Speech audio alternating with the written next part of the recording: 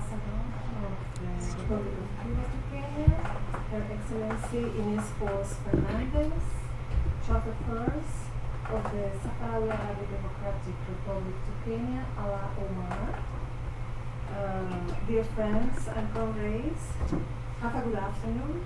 Please a warm welcome to one more journey for decolonizing the mind. Today we have the honor of closing, or almost closing, an intense week entitled Decolonizing the Mind with the eminent Professor Sandy Hira. Before making the presentation of our inspiring speaker, I would like to point out that the activities that have been developed throughout this week with Professor Hira as a keynote orator have been organized by the Anti-Fascist International Kenya chapter under the coordination of Samuel Olo, Alfred Musugu, as well as Madeleine Kimham. To aid the Embassy of the Bolivarian Republic of Venezuela in Nairobi has the honor to host this important event. Your Excellencies, dear friends and guests, let's start giving the floor to Professor Sandy Hira, who has already been to this embassy virtually within the framework of the World Solidarity event with the Venezuelan Bolivarian Revolution and Venezuelan migrants.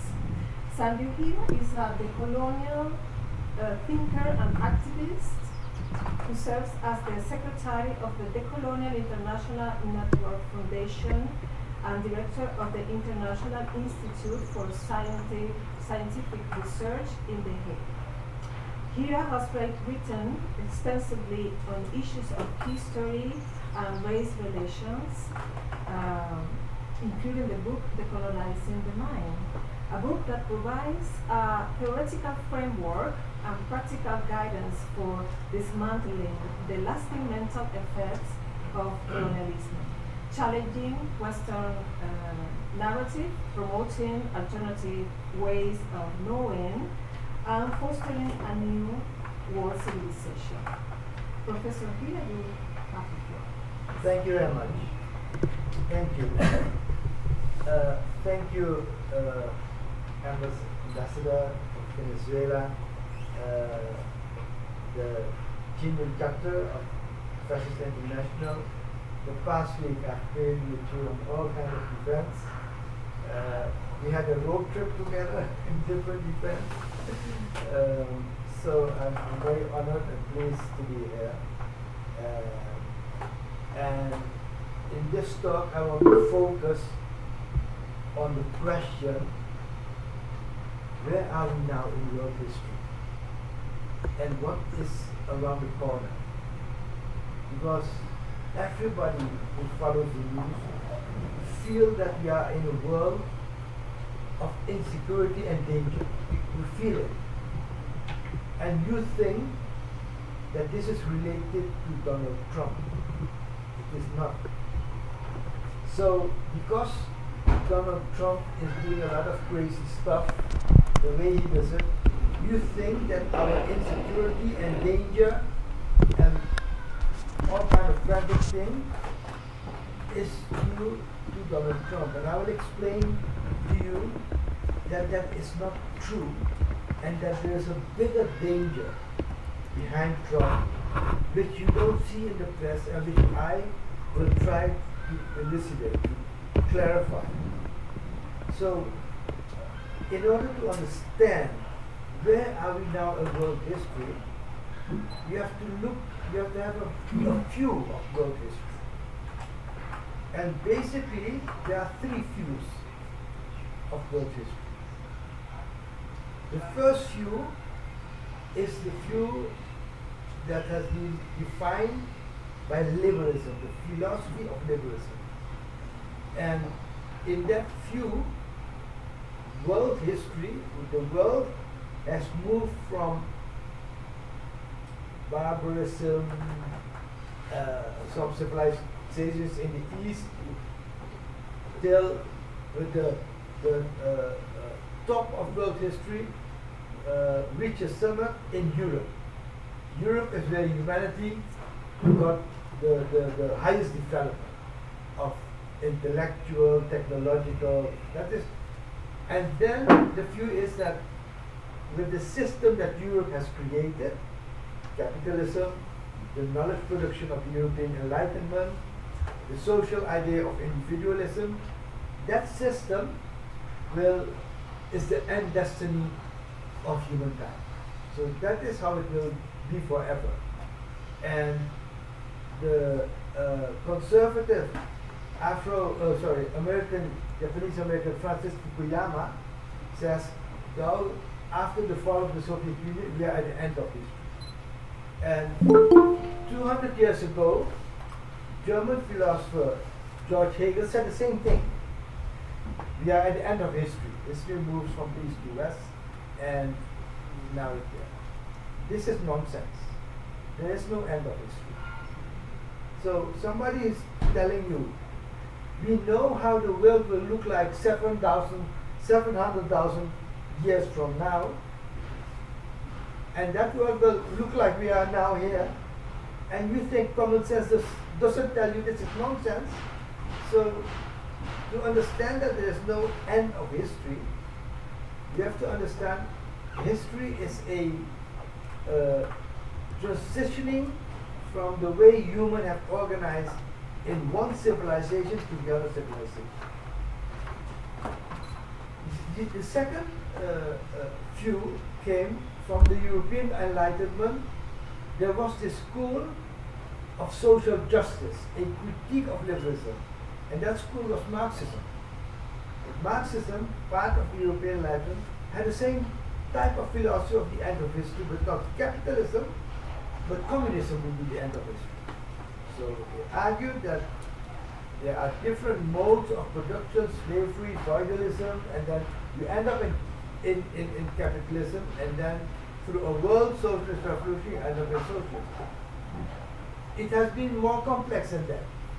Now the Russian Revolution started in 1917 and imploded in the 1990s.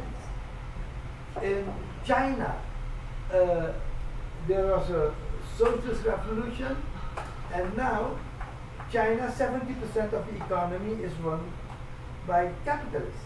But yet, China is not a capitalist country. China's country is led by the Communist Party. So, if you have theories of a classical theory, you won't understand it. You will say, oh, China's capitalist. But which capitalist country is run by a Communist Party? Doesn't make sense. So, what it tells you that there are complex things which our theories didn't match, couldn't explain. You see? And now comes the colonial theory that thinks in terms of how civilization developed. And we are living now in a civilization, in a world civilization that has been defined by colonialism. But the first civilization was in Mesopotamia, which is now Iraq, 7,000 years ago.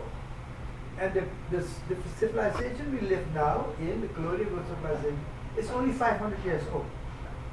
And the first 150 years was a civilization is a collection of society with a cultural knowledge base that tells you this is how our economic, social, political, cultural institutions should be organized. So if you are in a Chinese civilization, then the Confucius and all these philosophers told you, look, this is how you should organize your economy.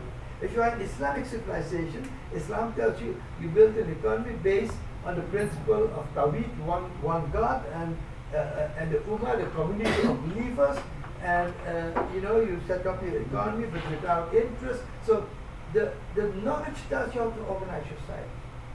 And the European Enlightenment, in the first 150 years, the foundation was Christian theology. So they were telling you how to look at the world. And to give you an example, the theologians were the scientists of those times. So there was a bishop, Archbishop Usher, and he said, based on the Bible is the authority of knowledge. So he looked into the Bible, and then he saw in the Bible people could get 800 years old, 900 years old. And then he calculated based on this dates of birth. When did God create the universe? And by calculation, he came to the conclusion, oh, God created the universe on October the 21st, 4,400 before Christ at 6 p.m. Now, you laugh.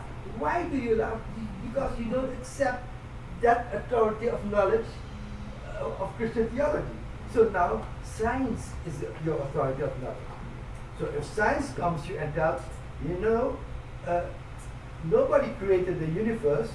The universe, 14 billion years ago, arose out of nothing. And out of nothing came the Big Bang. And you accept it. You don't challenge, oh, what is nothing? You don't ask yourself, how come something out of nothing? You accept it because the astronomers has reason. They say the universe is expanding, so at one point it must have collapsed. So the authority of knowledge tells you how to look at society. Today, what is the authority of knowledge? These are the think tanks, intellectuals, the pundits, and they come on every 8 o'clock at your news and tell you how to look at the world. So the 8 o'clock news is basically a wrong name for that institutions that every night tells you lies. So you should call it 8 o'clock lies. Because at 8 o'clock they tell you Russia is the aggressor in Ukraine. Iran is an autocratic, theocratic regime. They call it regime. They call themselves always government, and the government they don't like, they call them regimes. So you see, they colonize your mind with words, with terminology. They are colonizing your mind. So now, from the decolonizing the mind framework, we're saying we are in a civilizational world. And the thing, what we now experience, that Western civilization, the foundation of Western civilization is capitalism. And capitalism is not just an economic system of private entrepreneurs and markets. Capitalism is also a political system in which the capitalists have political power. They decide how an economy is run and how a world is run. And they try to tell you that this political system, which they call democracy, is a system in which people elect their leaders. And yes, every 4 or 5 years you go and you put a leader that you elect. You think you elect a leader, but you don't realize that you elect a leader that has been selected. So you elect somebody that somebody else has selected, but you think you've elected independently, you've elected somebody. Trump has been selected and then elected. You know, that is how it's. And now we're going to look at who selected. But so the liberalism tells you that this civilization in which we live is a civilization where the political system is capitalism, sorry, the economic system is capitalism, the political system that is parliamentary democracy, the social system is individualism. A society is a collection of individualism. Other civilizations didn't think like that. A society was a collection of communities. So, and within the community, individuals develop themselves not outside of a community. If today you think you are an individual that can survive, the morning you wake up, where do you get your bread? You didn't make it. Where do you get your clothes? You didn't make it. You know, even if you got to the toilet, who made the toilet? You didn't make it.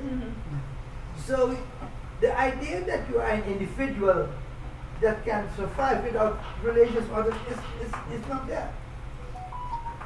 So that is the system they want to make you believe. And then the cultural system that is called, you know, the production of knowledge, science, and the universities, and then it's transmitted to the media. They tell you that it's objective science.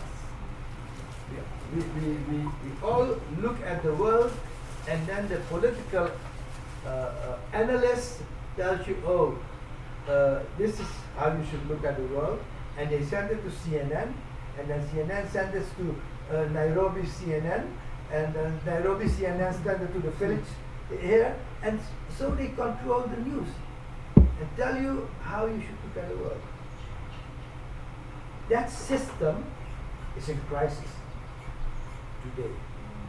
That system is not just a simple crisis. That system is in a fundamental crisis. And the fundamental crisis in all dimensions. First, economically. There was a time where Europe economically dominated the world. They were so powerful and so immoral that they made a business plan. A business plan to say we're going to send our ships and people to Abya, Latin America, the Americas, and the indigenous people don't accept that you call their land after a white European man who they have no relation with. His name is Amerigo Vespucci, and then he call it America. Well, they call it Haiti or whatever name, and the collective name Abya, which is the colonization of the mind. Another famous colonization of the mind is that Columbus is presented as a scientific discoverer.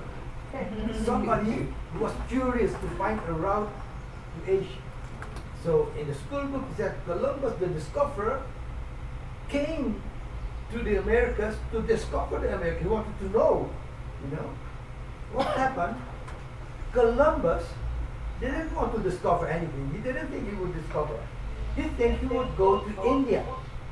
So he thought, the world is round. I'm going to India. Why I go to India? Because he read in the book of Marco Polo that in India and Asia the roofs were of gold. So he wanted to get gold. So when he arrived there, he thought he was in India. So he called the people Indians. But the name were Tainos or Arawaks, or they had other names. But they called them Indians.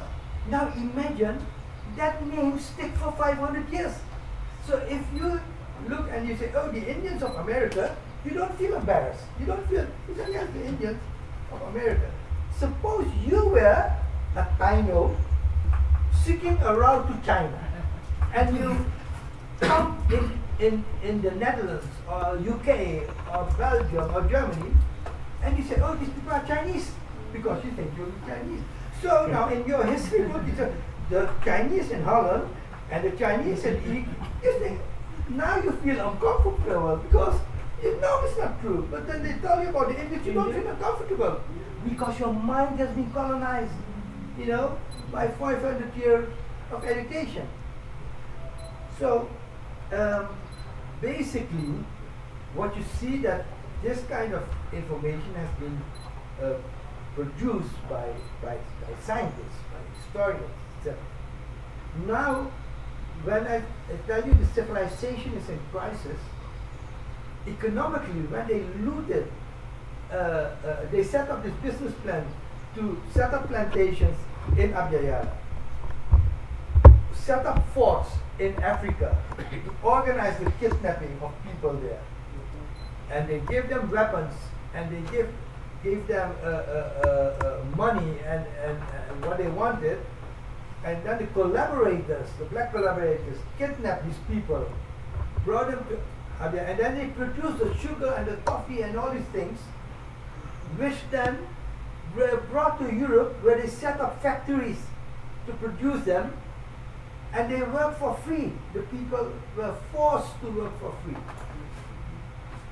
And that is why Europe got rich. So today, if that's the way Europe got rich, it's quite natural that the descendants of the victims of colonialism ask for reparations. It's a very legitimate thing to ask for. So Europe now, and then with Europe came the United States, became the economic superpower of the world. And then it happens that in the last 40 years, that power, economic power, is decreasing year by year.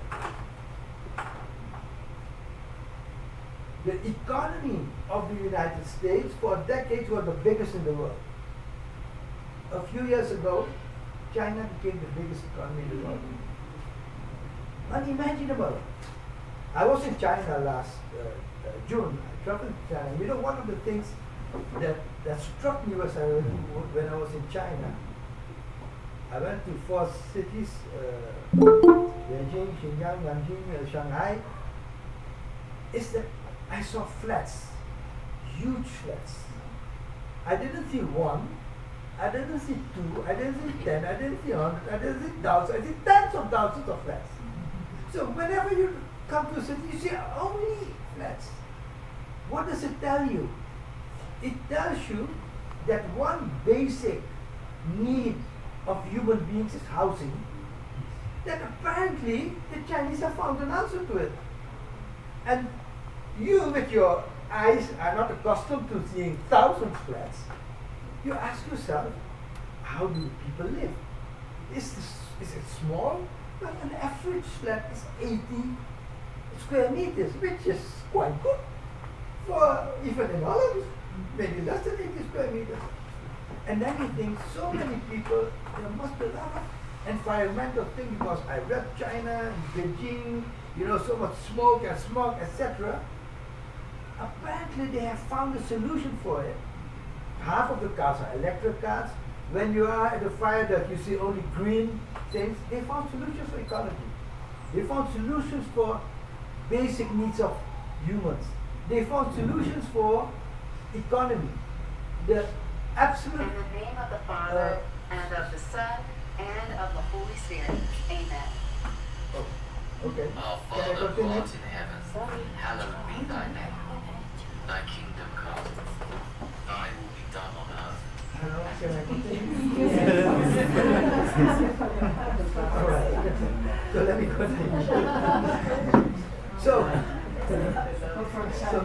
in 40 years, these people of China have done something that in hundreds of years capitalism, colonialism couldn't do. Human civilization never reached this.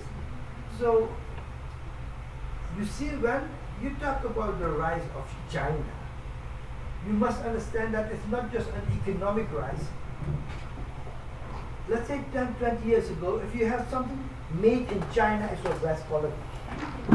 Now, the technology is so high that when ChatGPT came, with billions of dollars of investment, suddenly a small Chinese guy came with $6 million, $10 million. DeepSeek made something called DeepSeek, which was even better than ChatGPT. And what I saw in China, I was in a hotel, and then the people serving you was a robot. The robot comes and brings the thing. If you order, a room service, then they bring the room service by a robot. I was with the robot in the lift, in the elevator. China is crazy. What they do there is unbelievable. But now you have a new world is rising in China. Economically, technologically, ecologically, in many ways. So these people in the think tank in the United States and in America, they look at it and they think to themselves, we are superior people. How come these Chinese people do this? So we can't accept it. So you see all kind of think tank reports, we must stop the rise of China. But how? How do you stop the rise of China? Well, economically, they want to do boycott. But then the boycott backfires because Apple is there, and if you boycott Apple. So sooner or later, the only way to stop it is through war. So they create this tension about Taiwan. They set up the military alliance, Australia, they created tension in the hope that somehow a war will come. That scenario, they tried it with success in Europe, in Ukraine. Now, you should understand how policy making is made today in the West. It's not made by governments. There is a power called the military-industrial complex. The military-industrial complex, you know, is a conglomerate of, I'll give you some names, because sometimes you don't believe what you read, you know, and you've read it a couple of times to understand what is real. In the United States, between 2000 and 2021, the US spent $14 trillion on military defense. You know what a million is? And then a billion is 1,000 million, and a trillion is 1,000 billion. We're talking about big money. 1/4 to 1/3 of all these contracts went to just 5 major companies: Lockheed Martin, Boeing, General Dynamics, Raytheon, and Northrop Grumman. 40 million. And imagine that these companies, they make their living with war. War is this business. So we have now nuclear arms. There are nuclear warheads all over the world. In the United States, these nuclear warheads are not produced by the state. The companies that produce them are Boeing, Lockheed Martin, Northrop Grumman, Raytheon. You know, these were the same companies that got the military contract. Nuclear arms are produced and controlled by these companies. Now, look how it works. When 9/11 occurred, then there was a General Wesley Clark, and he went to the Pentagon, and then the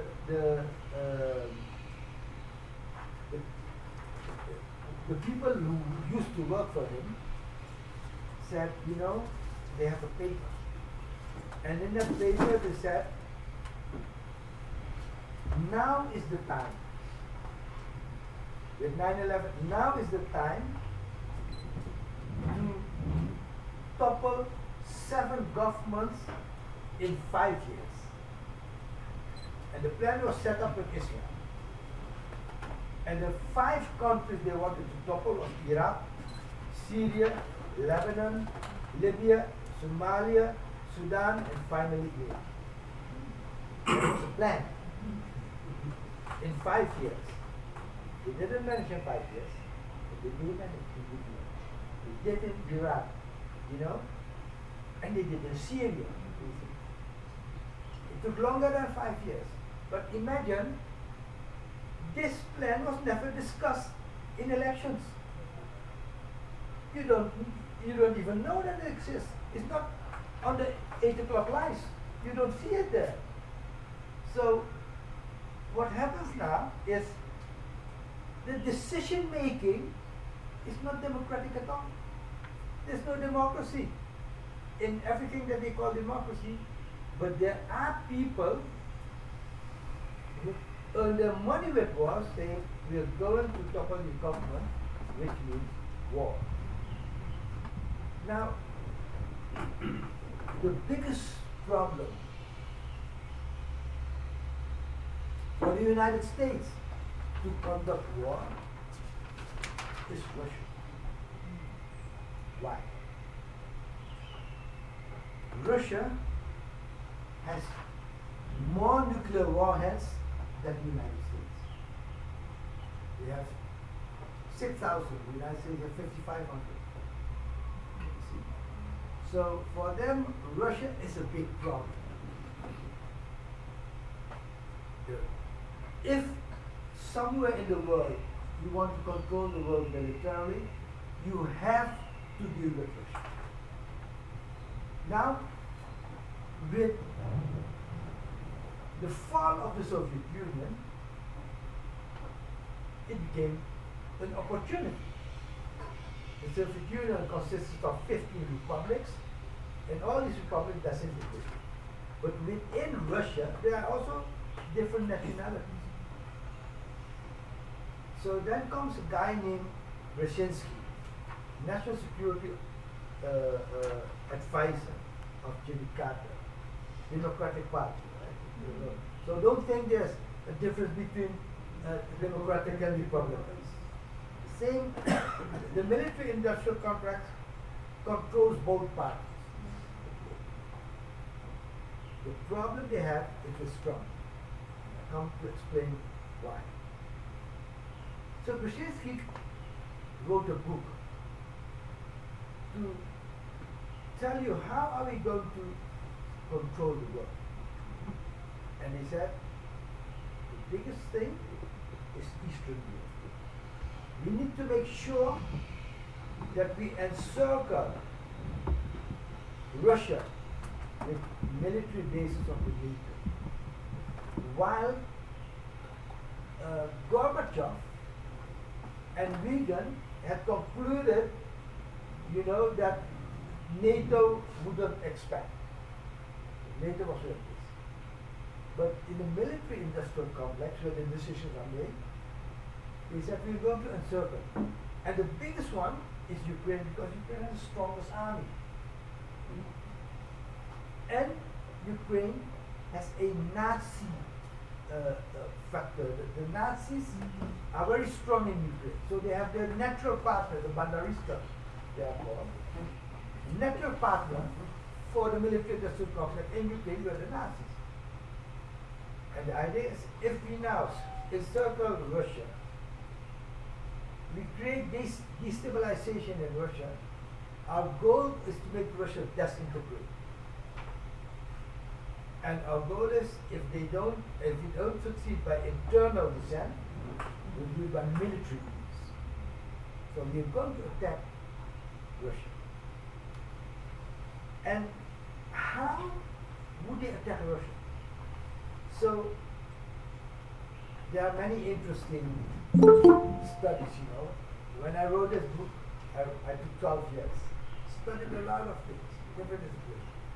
And I came across studies about how they prepare for a nuclear war. So they create computer simulation about the first strike. What happens if we want to kill Russia? We don't send an army. We attack them with nuclear weapons. But we don't attack them with the nuclear weapons by sending one bomb. And then wait what they do, and then you send the bomb, and then, no. We have a first strike to what they call decapitate. We will the term later on, decapitate the Russian leadership. So in one strike, you send 5,000 nuclear weapons. And they then calculate how much will be effective. They are published, I'm not making this up. So they think that if you do that, you have the utmost military power in the world. Nobody can do something. And now, Western Germany and US hegemony is ensured for the coming centuries. That is the reason. That is how the people think. Later on, in the talk, I will come back to the nuclear war and what the threat is and what it means. But here you see, people are just thinking without realizing, but the world cannot exist. But you know what is more crazy than this? What I do, right? The Russians know this. So they prepare for it. They prepare for it by developing a system that I forgot what they call it. I think it was called the DTM. That if this happens, they've developed a computer system that reacts to this automatically by firing 6,000 nuclear weapons without the leadership being around. And they tested it in 1948. So, this is not science fiction. We're living in a world in which you even cannot make it up, but it's real world. Gabriel Garcia Marquez, that reality is sometimes more absurd than the fantasy. That is the world we live in. So, let me come back. For them, Russia is a problem. Militarily, Russia is a problem.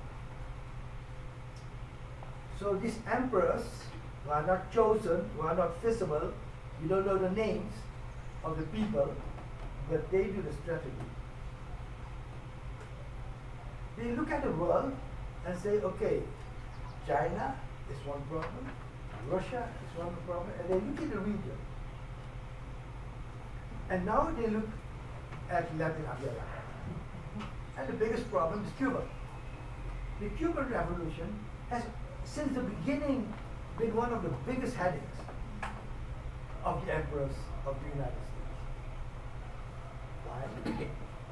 Not because they have arms, not because they are rich and funding everybody, by the example.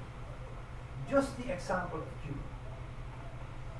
Just what Fidel, Raul, Che, all these people did, this was a great inspiration for generations, like me growing up as a young boy, we idolized Fidel and Che. That example is the danger of Cuba. Today, Cuba is suffering. Cuba is suffering tremendously. When Cuba, the Russians, withdrew their support for Cubans in the 1990s, catastrophic years of Cuba. Special period. The special period, that is how they call it in Cuba. GDP dropped by 80%. Not 5, 10, 80%. Now Cuba is struggling every day with electricity and all the other things. Cuba helped liberate Africa. Everybody knows that. Cuba helped dismantle the apartheid system.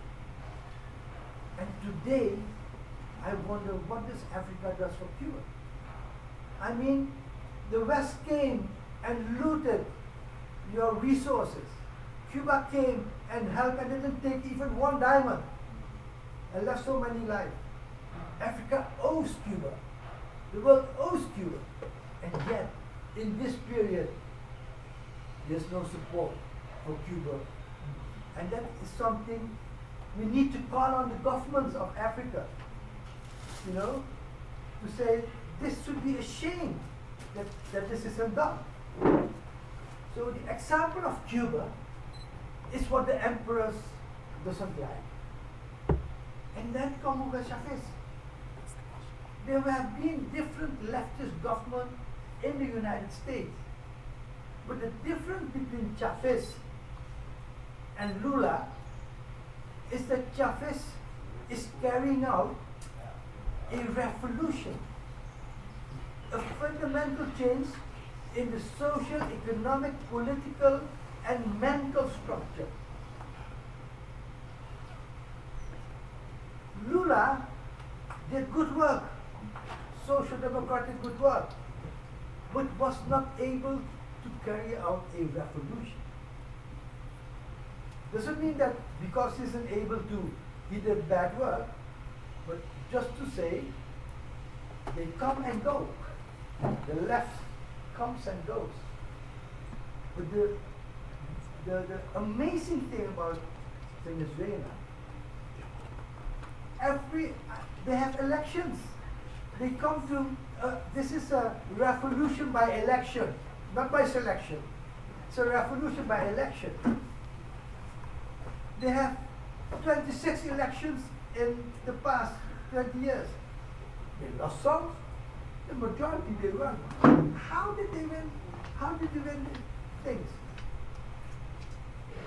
Hugo Chavez had a program called Allo Presidente. And the ambassador explained to me Allo. I thought it was just Hello President. But no, in Venezuela, people pick up the phone and answer with Allo Presidente. So Allo Presidente was basically people calling in and asking Chavez, I want to answer to this and all. And Chavez didn't took 2 minutes to answer. It took 2 hours. His Allo Presidente was an educational stuff for 6, 7, 8 hours. I have friends in Curacao, which is a colony of the Dutch in the Caribbean, which is near Venezuela. And they were telling me, they understand Spanish. For them, when they know, oh, Allo Presidente, in Curacao, they get the education from Hugo Chavez. You see? So, Hugo Chavez is not only the example of revolution, it's that the revolution carried out by election. So, and then, once elected, they changed, not the electoral system, they improved the electoral system. They made it better. So, obviously it is not acknowledged. It survived by elections. So you have 2 countries in Latin America, Cuba and Venezuela, which the emperors, the unchosen, unnamed emperors, don't like. And they could use economic boycotts, they could use other stuff. At the end of the day, it doesn't work. The only option is now military. And when do you use the military?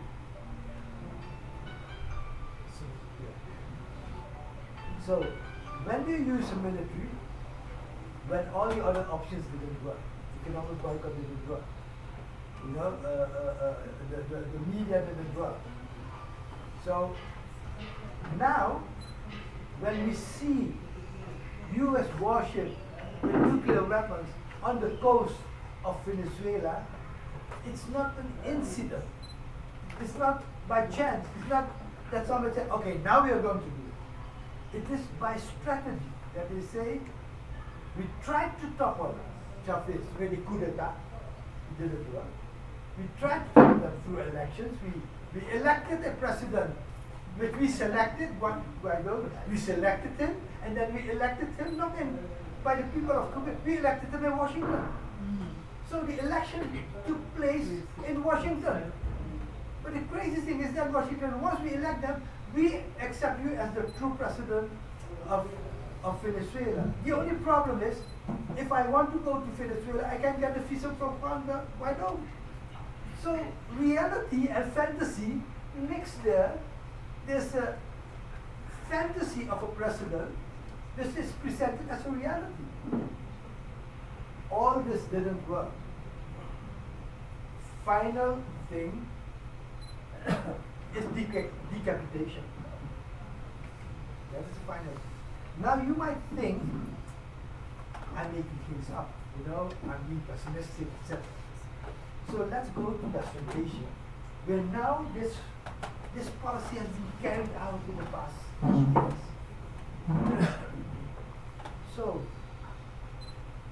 the revolution that brought the biggest headache in Western Asia for Western Empire is Iran.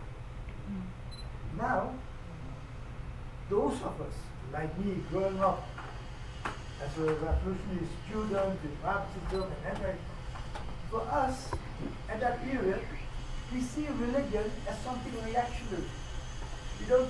We can't imagine that a revolution could be progressive in favor of social justice with a spiritual background. That's how we were trained. So, at the time that the revolution in Iran occurred, I was, oh, this is the mullahs taking over, and that's not a good thing. I'm not in favor of the Iranian revolution at that time. I didn't see it as an anti-imperialist revolution. I saw it as a reactionary thing of modernity, the reactions of, that is how my mind was colonized, you know? That is how I was trained. And then facts, reality corrects you. 1979, the revolution took place. And when you hear the name of Khomeini, you're not going to say, oh, let me read what Khomeini says. No, I don't know anything to do with Khomeini. So, but once I start decolonizing my mind, I say, you know, one of the things we need to do is to get acquainted with the ideas of people they taught us to hate. So I started reading Khomeini, and Khomeini says Islam is an anti-colonial force. I said, what is this guy saying? Anti-colonial force. And then when I began to study the philosophers of liberation in Iran, Ali Shariati, who translated the book of Franz Fanon in Persian, you know, and wrote a book called Marxism and Other Fallacies. And then looking into that within Islam is this school, the Shia thought, which had notions of social justice and were at the foundation of the Iranian Revolution. So 1979 was the revolution. Within 1 year, they organized an invasion of Iran. In Cuba, they did the Bay of, you know, a Bay of Pigs invasion. And Fidel was just waiting for them to come. And once they come, they chop them. 72 hours. Yeah. But Iran, when the roof took over, they didn't have an army because the army of the Shah wasn't going to fight for them. It was the young revolutionary who reconstructed an army, Islamic Revolutionary Guard, and for 8 years they fought an invasion where chemical weapons were used, produced in Germany, funded by Saudi Arabia and the United States, that dropped on Iranian soil. 8 years long. And they survived and they moved. So at that time, you know, Iran was not on my radar. Many progressive people, it was on our radar. It became on our radar when we began to name names, Hezbollah, Hamas, all these names of which we were afraid, we were taught to be afraid of. So if you are Hezbollah, say, oh, let me turn away. I don't want to be associated with Hezbollah and Hamas and all these H's. You know, all the H's is scary.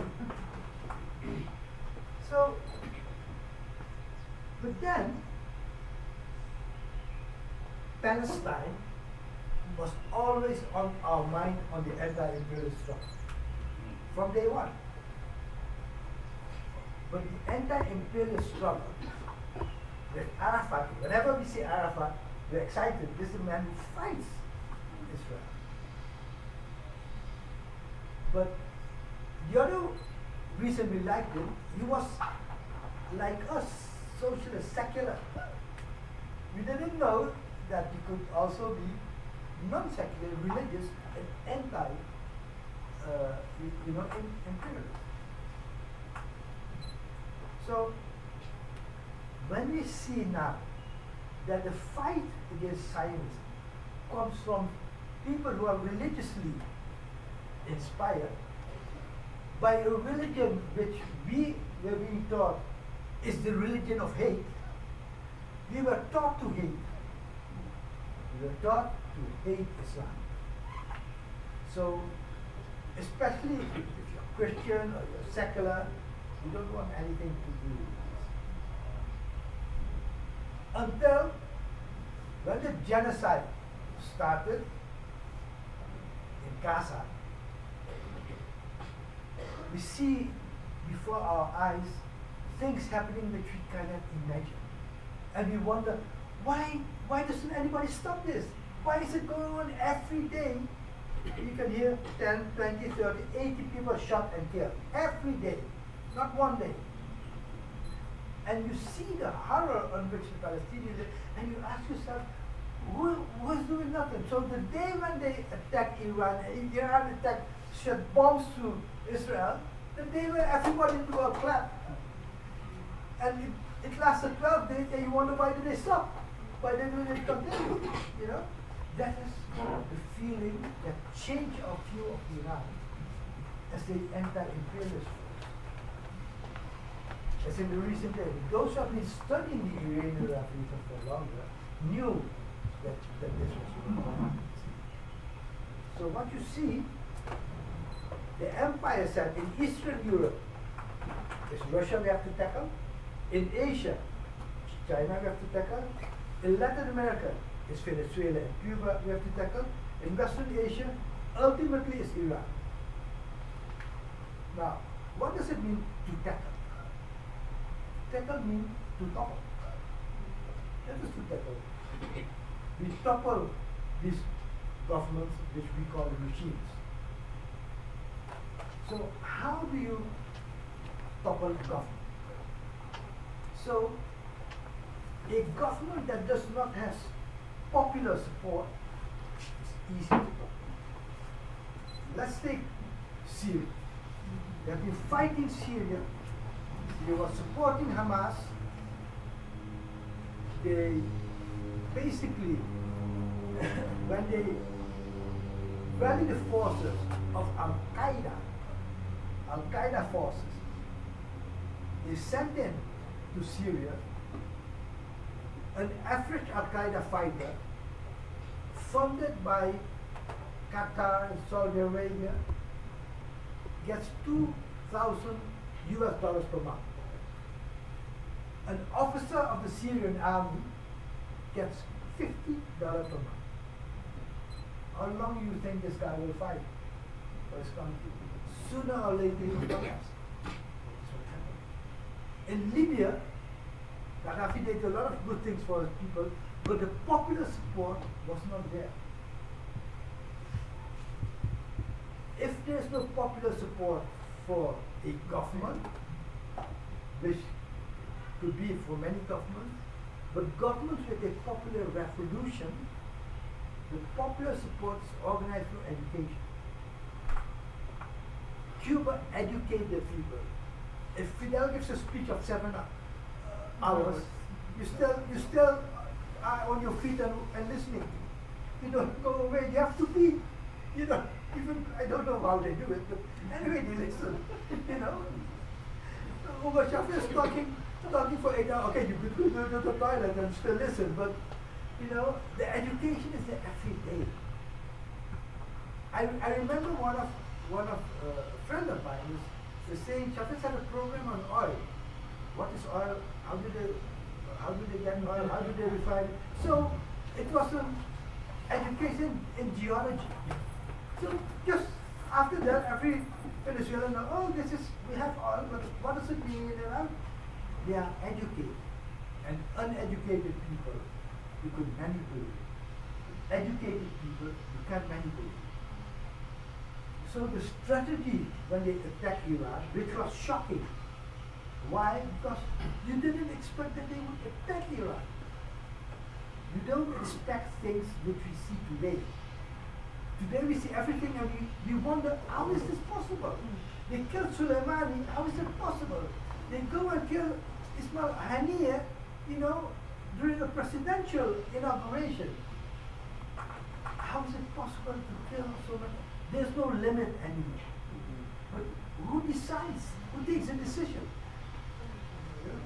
Come back to that. But so in Iran, they thought when they attack Iran, the population will rise up. Because in Iran, there are different opinions.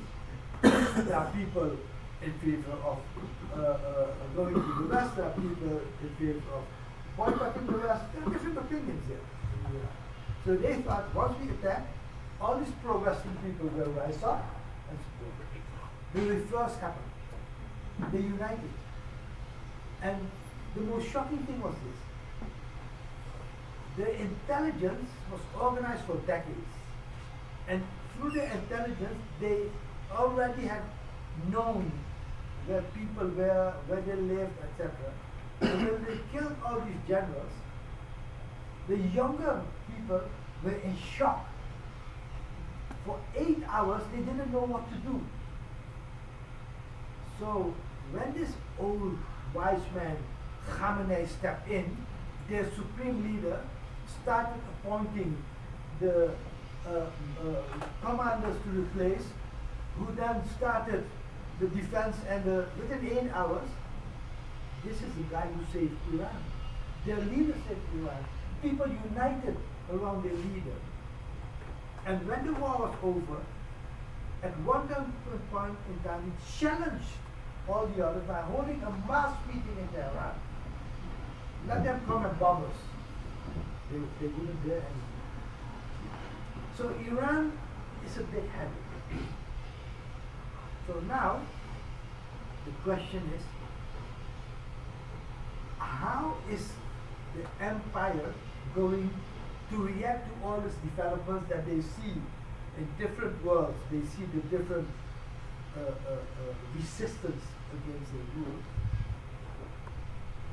They see the downfall economically, culturally, politically of their empire.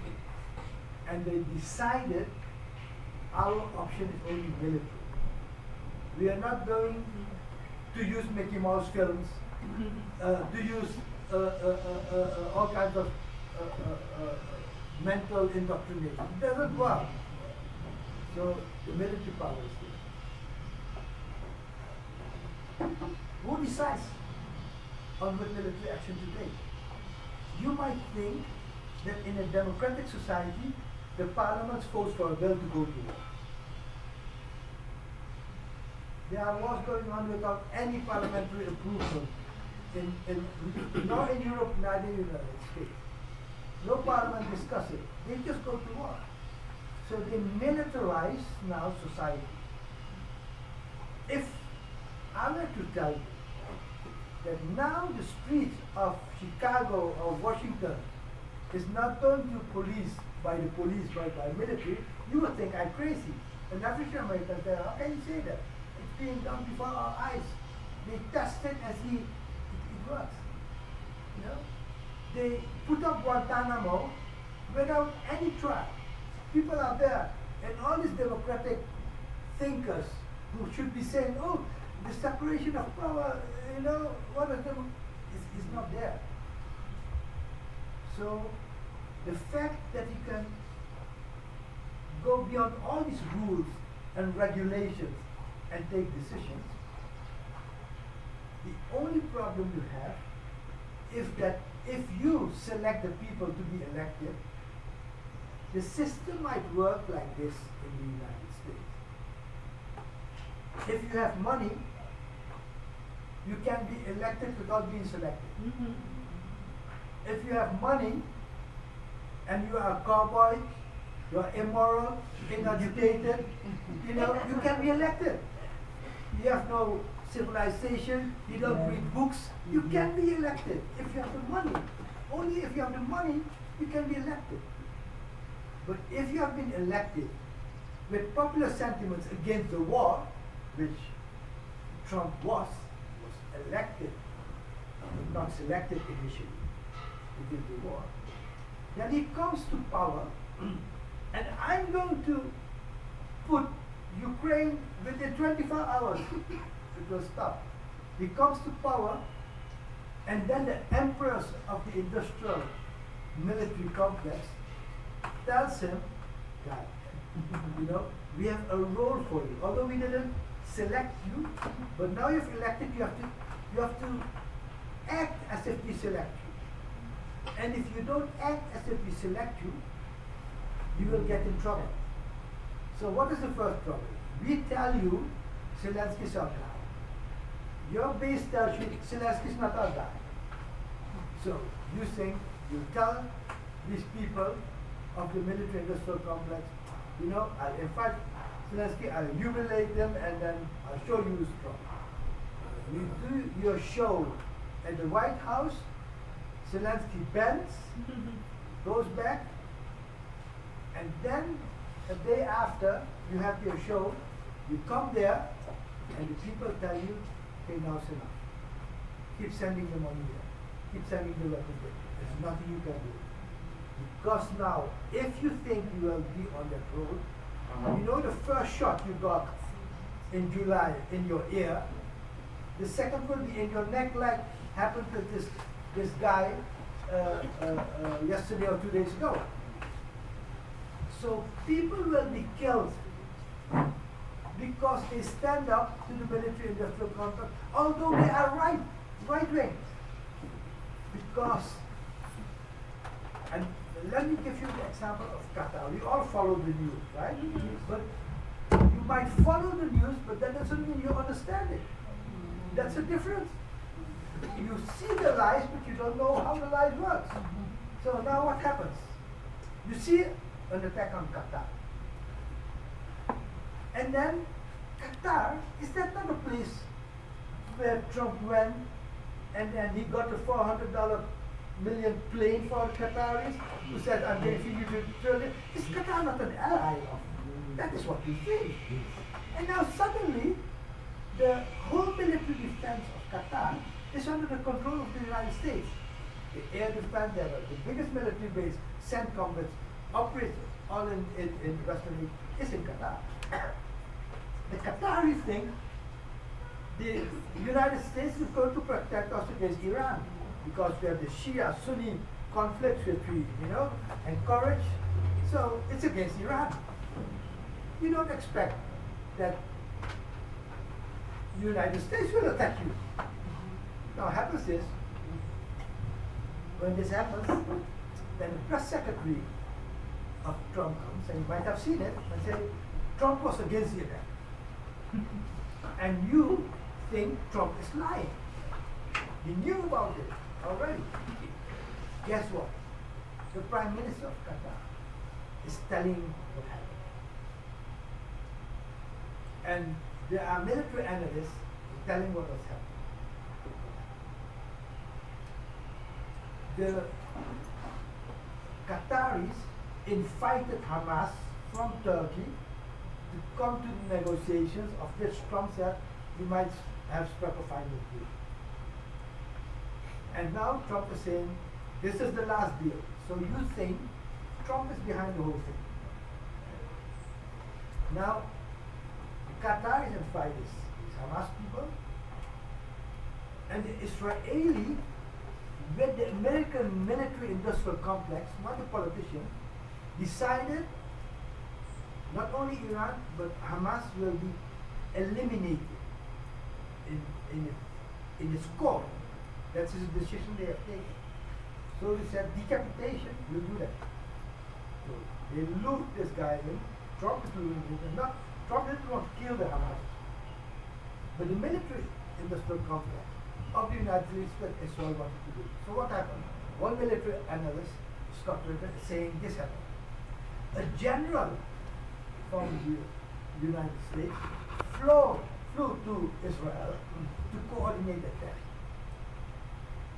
So 10 to 15 F-35 and other aircraft flew through Iraq, where the United States controlled airspace, and then went to Qatar, where the United States stopped the air defense, lowered it. The United States is controlling it so that they could bomb this place with the Taiwan. The Israeli general was coordinating with the American general without Trump certifying this. So once it took place, then this is now what the Prime Minister of Qatar is saying. Once it took place, 10 minutes after that, he gets a call from Steve Witkoff, the envoy from Donald Trump, saying, look, we don't agree with it.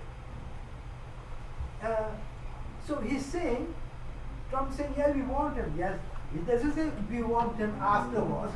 It doesn't mean anything. And Trump is a professional liar. You see? He's educated in lying. He knows the technique. So if he says, I warn them, he doesn't say, I warn them after the event happened, which is no warning at all. You see? That means you are skilled in lying. You know, because you give the impression that you warn them, but warning is when something has to be happening there. So this case shows you that the military industrial complex, this is an unelected system, drives war. This is what drives war. So now you can imagine why we think we live in a dangerous world. Because now decisions are being taken that just scares us. We couldn't think that would happen. So when they came to Venezuela and said, okay, you know, we might attack you, initially you think they are bluffing. That's what you think. Fortunately, the revolutionary Bolivarian government is not stupid. They take it seriously. So they organize the defense so that one thing that the Americans know, if you come with an invasion force, forget it, don't work. So the only thing you have to do is bomb it. And then we'll see how that bombing will affect the whole region, will affect the country. Yesterday there was a poll in Venezuela. Only 3% of people supported an invasion. These are the most extreme right, you see. But in general, the population will rally behind Maduro as they rally behind Khamenei, as they rally behind Castro, the Bay of Pigs. So this, if Maduro says we should organize for solidarity, there's a real threat. It is real. Now, what happens with Russia and China take this genocide? Well, you might ask yourself, why does these powerful countries don't step in, stop the whole thing, and confront the United States? Because your heart is telling you, this must stop, they can't, and these are the most powerful. Why don't they do it? That's why it's important to understand how the world functions. China is a country who does not want to get involved in war. They prepare for it, but they are not happy. The main goal is economics. Earning money, uplifting the population, the quality of life of the population. So they support progressive movement. They organize a meeting in Beijing with all the sections of Palestine, you know, confer on unity, but they are not going to bomb Tel Aviv. Forget it. They're not going to do that. Russia, there are 1 million Russians living in Israel. 1 million. With families in Russia. So Russia is not anti-Zionist. Russia is in favor, you know, they have relations with Hamas and with the PLO and with Netanyahu, but Russia is not going to send military to liberate the people of Gaza. So it might be disappointing for you. You might think, but they take care after their own people, and they think on the long term. They know on the long term there's a nuclear war looming. This politician has to take that into account. And then now you might think, how will this end? Will it end? First of all, you ask yourself, will it end? Well, the lesson of history is it will end. It will end. So it will not go on forever. The Vietnam War did end. The Afghan War did end. The War of Liberation of Algeria did end. The Spanish dominated Latin America for 300 years. It ended. The lesson of history is injustice will always end. It might be followed by other injustice. There is always an end to it. So if you open the news, you think, oh my God, this is the third year. When will it end? I will tell you, it will end, but we don't know when, and we don't know how. I'll give you an example. There was, in the United States, 1 year before the start of Civil War, to abolish slavery, there was a group attacking the system of slavery with arms. They were killed, and that, they were white people by the way, that action told these people that were enslaved, oh my God, the system will never end. 5 years later it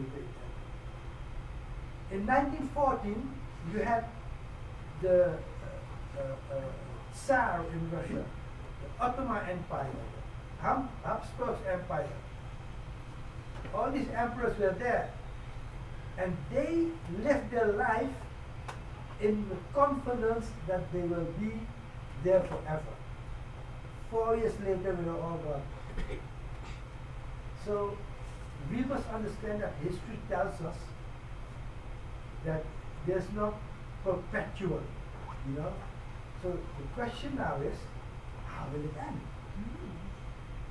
Now, obviously, we don't know, but we try to learn from history. And one of the things I can see going on, studying the Western Asia, which was called the Middle East in the colonial term, looking at the population, it would not surprise me that at some point in time, suddenly Muslim armed units are on the border of Israel invading occupied Palestine.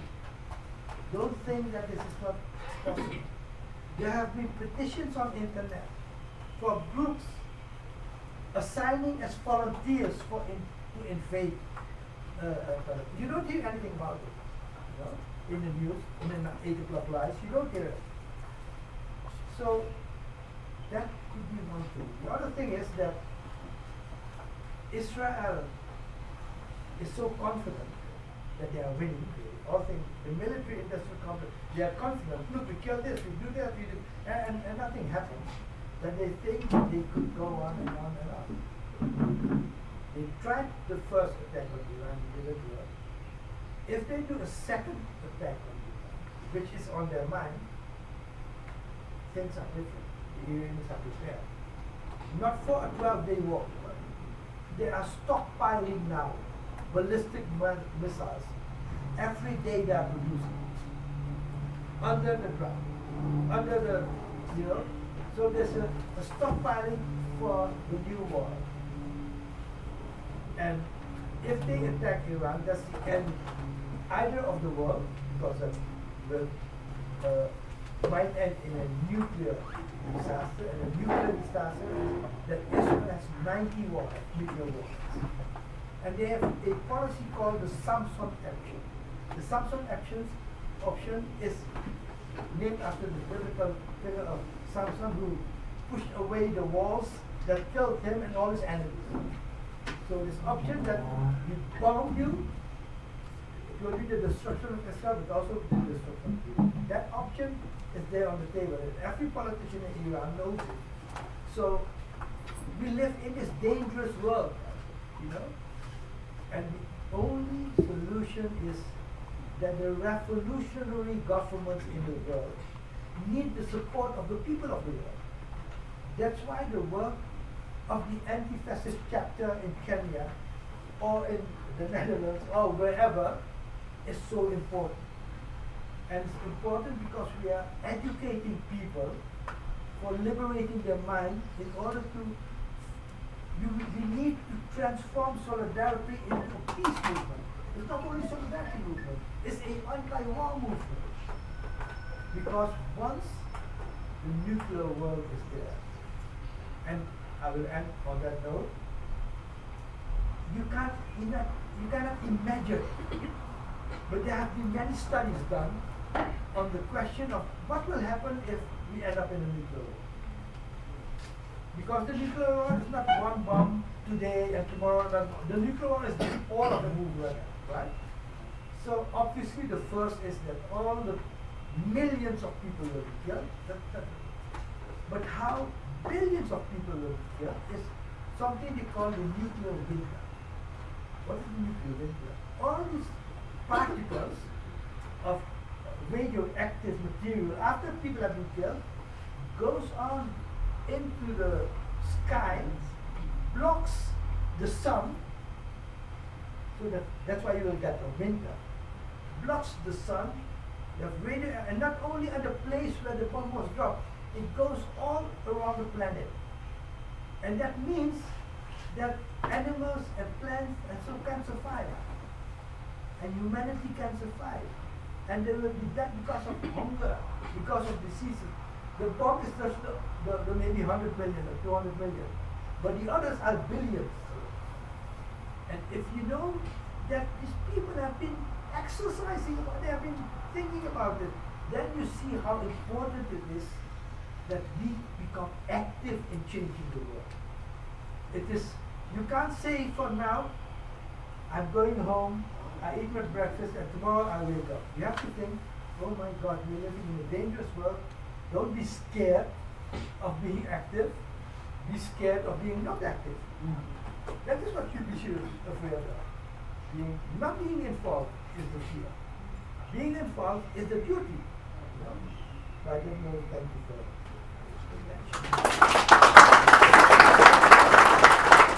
Thank you very much, Professor Gira. Following Professor Gira's inspiring speech, we would like to give the floor to one of the main coordinators of Anti-Fascist International Kenya chapter, Comrade Samuel Olo.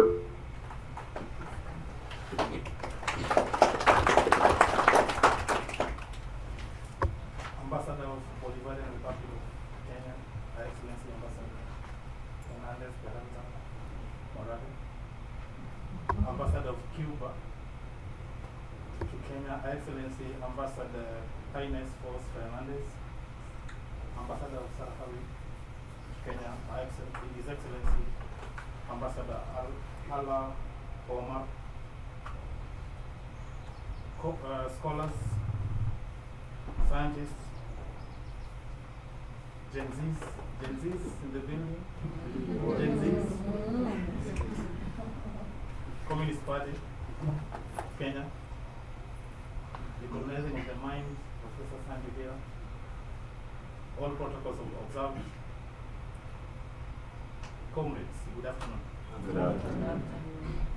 On behalf of the Anti-Fascist International Kenyan chapter, I'm going to read a statement condemning U.S. military aggression towards Venezuela. We stand in firm solidarity with the Venezuelan people against the ongoing and escalating threat of military aggression by the United States. The recent deployment of 7 U.S. warships, a nuclear-powered submarine, and advanced fighter jets into the Caribbean Sea near Venezuelan waters is a clear demonstration of U.S. imperialists' aggression under the false pretext of combating drug trafficking. This claim is especially ironic given the documented history of the CIA's involvement in drug trafficking in the 1980s with the Nicaraguan Contras. This brazen military buildup flagrantly disregards international law by violating principles of sovereignty and non-intervention. The U.S. action constitutes a breach of state sovereignty and maritime law, including unauthorized extrajudicial strikes, such as the recent deadly missile attack on a Venezuelan vessel. These acts undermine established protocols of peaceful international relations and regional stability. We strongly condemn the United States' ongoing attempt to undermine democracy in Venezuela by seeking regime change through intimidation and military intervention. This is not a new tactic. The US has historically orchestrated coups and installed puppet regimes in Latin America, including in Guatemala in the year 1954, Chile in 1973, Nicaragua in 1980s, and Venezuela itself in the year 2002. These interventions have caused immense suffering and repression, betraying the principles of democracy and self-determination. Behind this aggression lies a clear economic interest. Venezuela possesses the largest non-oil reserves in the world, a resource highly coveted by the United States for its own geopolitical and economical gains. As Anti-Fascist International Kenya chapter, we reject the imperialist machinations and call on the global community to, one, stand with the Venezuelan people in defending their sovereignty and democratic rights, demand an immediate end to U.S. military provocation and respect of international law, oppose all forms of foreign intervention aimed at destabilizing Venezuela. We reaffirm that the struggle against fascism and imperialism is a global one, and that the people of Venezuela, like all oppressed peoples, deserve solidarity and support against external aggression. The people united shall never be defeated. The people United shall never be defeated. The people United shall never be defeated. The people United shall never be defeated. In revolutionary solidarity, Anti-Fascist International Kenya chapter. Thank you. Thank you very much to the Anti-Fascist International Kenya chapter for this statement in solidarity and support to Venezuela. Thank you very much. And now we would like to open a brief segment. Thank you very much.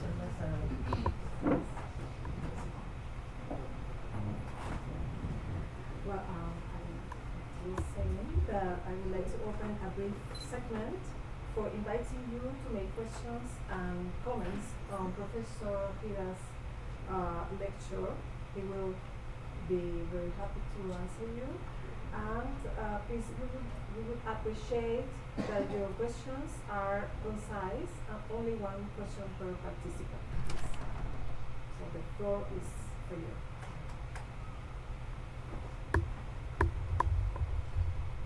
Please, you have the honor with the presence of the General Secretary of the Communist Marxist Kenyan Party, Mr. Booker.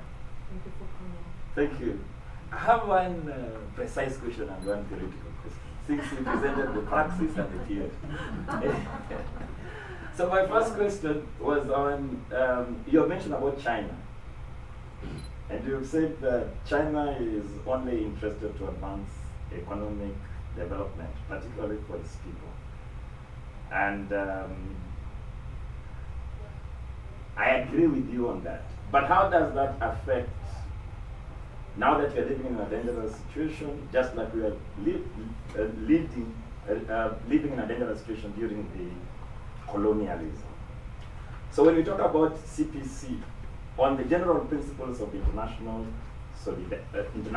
principles of proletariat internationalism and solidarity, in your own analysis, does CPC fit in regard to proletariat internationalism and solidarity? That's a precise one. And then the other precise one was, wars will end. For sure they will end. But we don't want them to end like total dissemination of the red Indians in North America. We don't want them to end like the total dissemination of aboriginals in Australia. We would like them to end when the land actually is restored back to their native owners. So what I was just challenging the dialectical authorship that the wars will end. We don't know how they will end, but our duty as revolutionists is that the war must end with the oppressed people and the victory. Finally is on decoloniality, your theory. Who is this foundation and what is its interest in terms of advancing such ideology?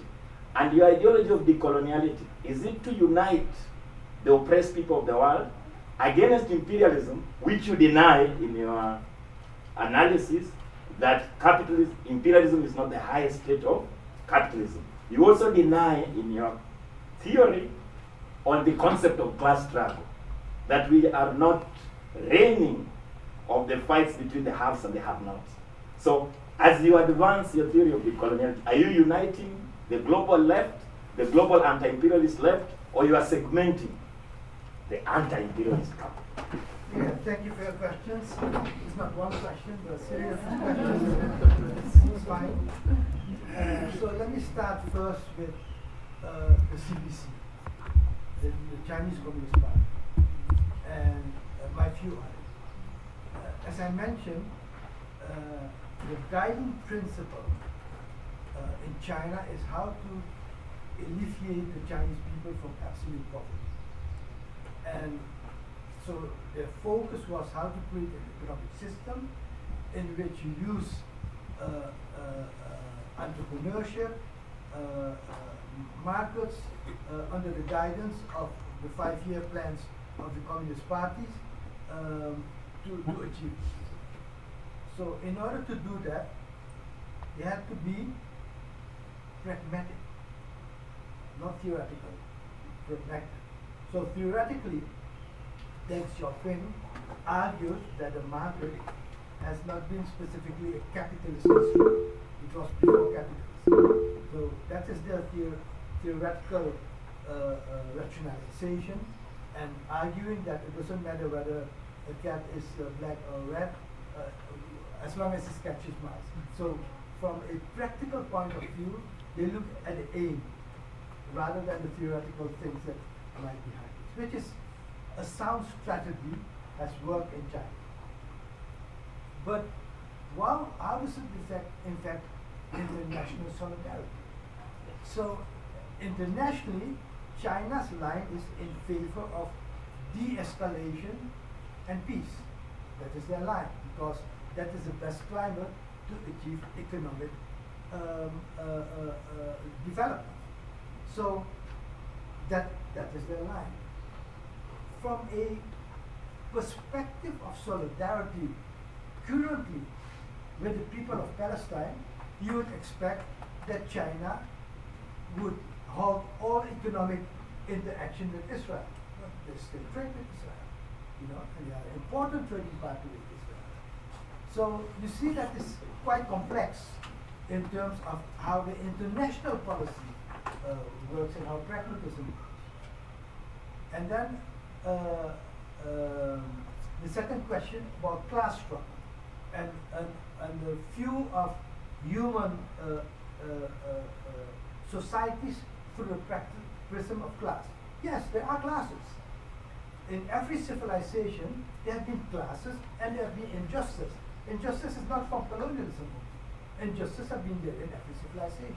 And injustice was linked not only to classes. For example, you have in many civilizations, you have the priest, which not necessarily ownership of land and so, but they're part of oppressed class. So there's oppression, there's class. But class is not the only element that defines the relation between people, because there are things like religion, ethics, values that determines how people relate to each other, and not only through economics, but also religion and ethics define how people relate to each other. And those things are not class-based, but community-based and civilizational-based. So yes, there's a difference on how Marxism looked at class and injustice, and how decolonial theory looked at it. Now, the second is who founded decolonial theory. Now, let's say in liberalism, we could identify the people who founded the concept of, let's say, individualism. Then you go to Locke, John Locke, which is a philosopher of liberalism. In Marxism, you could identify Marx and Engels as the foundation of the concept of labor theory. In decolonial theory, which is very young, 33 decades, and Marxism 250 years, liberalism 300 years, there are not one person developing the whole thing. There are different contributions, and we are in the process of how to make this a comprehensive and turbulent Korean framework. That's a process we're in. So, and there will be contributions by many others than only me.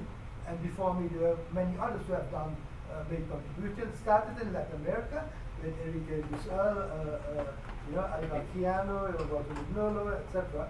So, but in Africa, Sabine Glovo. So, yes, there are different contributions to decolonial theory. And then the question is,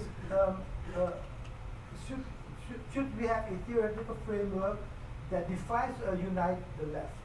Now, in my view, we should have a theory that not only unites the left, but also unites people who are not left, but anti-imperialist from a religious point of view. Iran. Iran is not a Marxist country, but I think we need unity with Iran. We need unity with indigenous.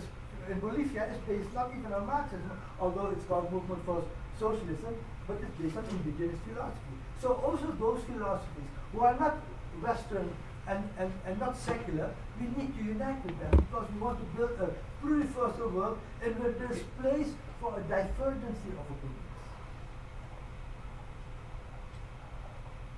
Someone else wants to have a question or a comment, a reflection about Dr. Vira's speech? We have You're very welcome. an online guest. Efal Mohammed. From there, yes, please. All protocols observed. My name is Naomi Barasa. Can you speak a bit louder? All protocols observed. Oh. My name is Naomi Barasa. I'm a member of the Kenya Palestine Solidarity Movement. And I'm just thinking of your comment on how we've all abandoned Cuba and the way Cuba has shown up for almost every struggling country, especially in Africa. And I'm just thinking, how useful would we be, and in what ways, especially as the people, as the masses? Thank you. So, you mentioned that you are from the Palestinian Solidarity Committee. For me, that's very important because you are in solidarity with people who are not even African. So you take humanity as the basis, and say it is because of humanity. Now, one of the human values that we should cherish is gratefulness. We should be grateful for people helping us. That is the value we should cherish. And I think once in all the things we are doing, we are connecting Palestine with Iran, with Cuba, with Venezuela, is that we are connecting this human value of solidarity. That in itself is a strong moral force. We don't have weapons, and people won't win by weapons, but by collective moral force. And sooner or later, governments will react on it, So you see that the struggle, solidarity of Palestine, led to the occupation in Western Europe and the United States of the campuses of the university. There's a backlash in repression, But I think that whenever people unite for a cause for decolonization, and Palestine is about land. It's not just about, the Palestinian struggle is a struggle about land. So once we acknowledge, that just struggle needs to be connected with other just struggles, we make ourselves stronger. And when I say, the people expressing their gratefulness is already good. It's already fine. And sooner or later, it must translate in the government expressing solidarity with people. And in this case, also material. Thank you, Professor. Good afternoon. My name is Sefu Sani from the Kenya Left Alliance and the Pan-African Women's Network. My first question is, you've spoken very well when it comes to decolonizing and the problems that we are facing in the world and the oppression of the people.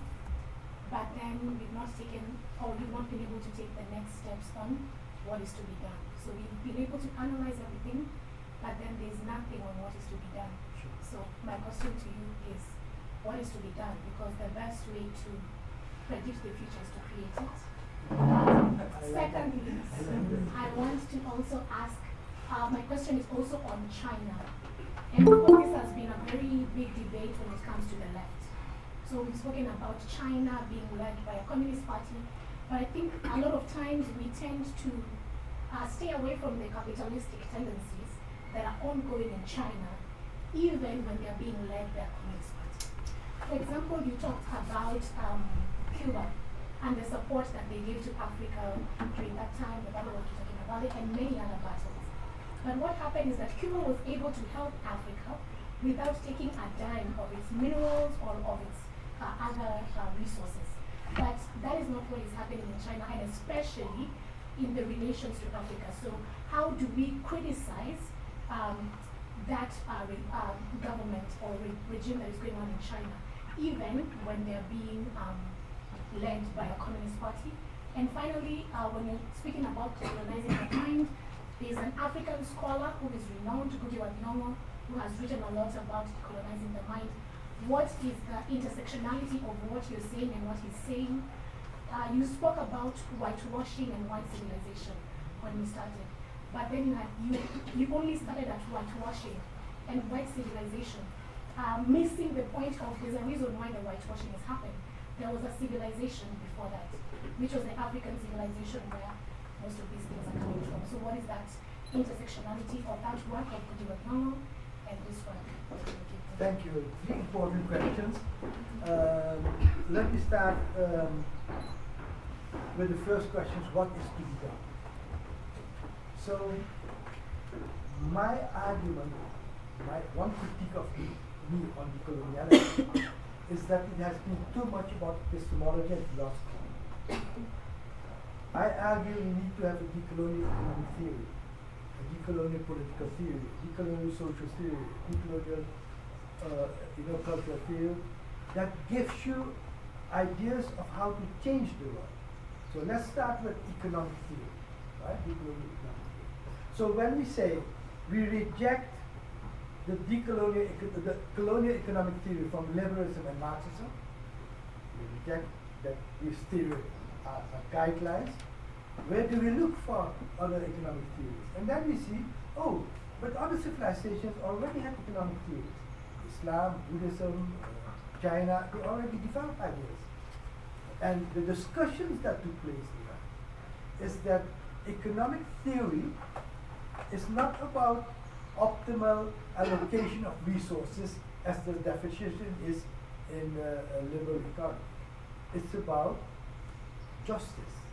What is a just way to organize an economic system? And in a Marxist, they say the unjust way is the private entrepreneurship in relation with the market, with market. And I say yes, there can be injustice there, but it's basically an ethical question of how resources are distributed. So in Islam, they say our system doesn't acknowledge interest, because interest, you can't make money with money, you're lending money.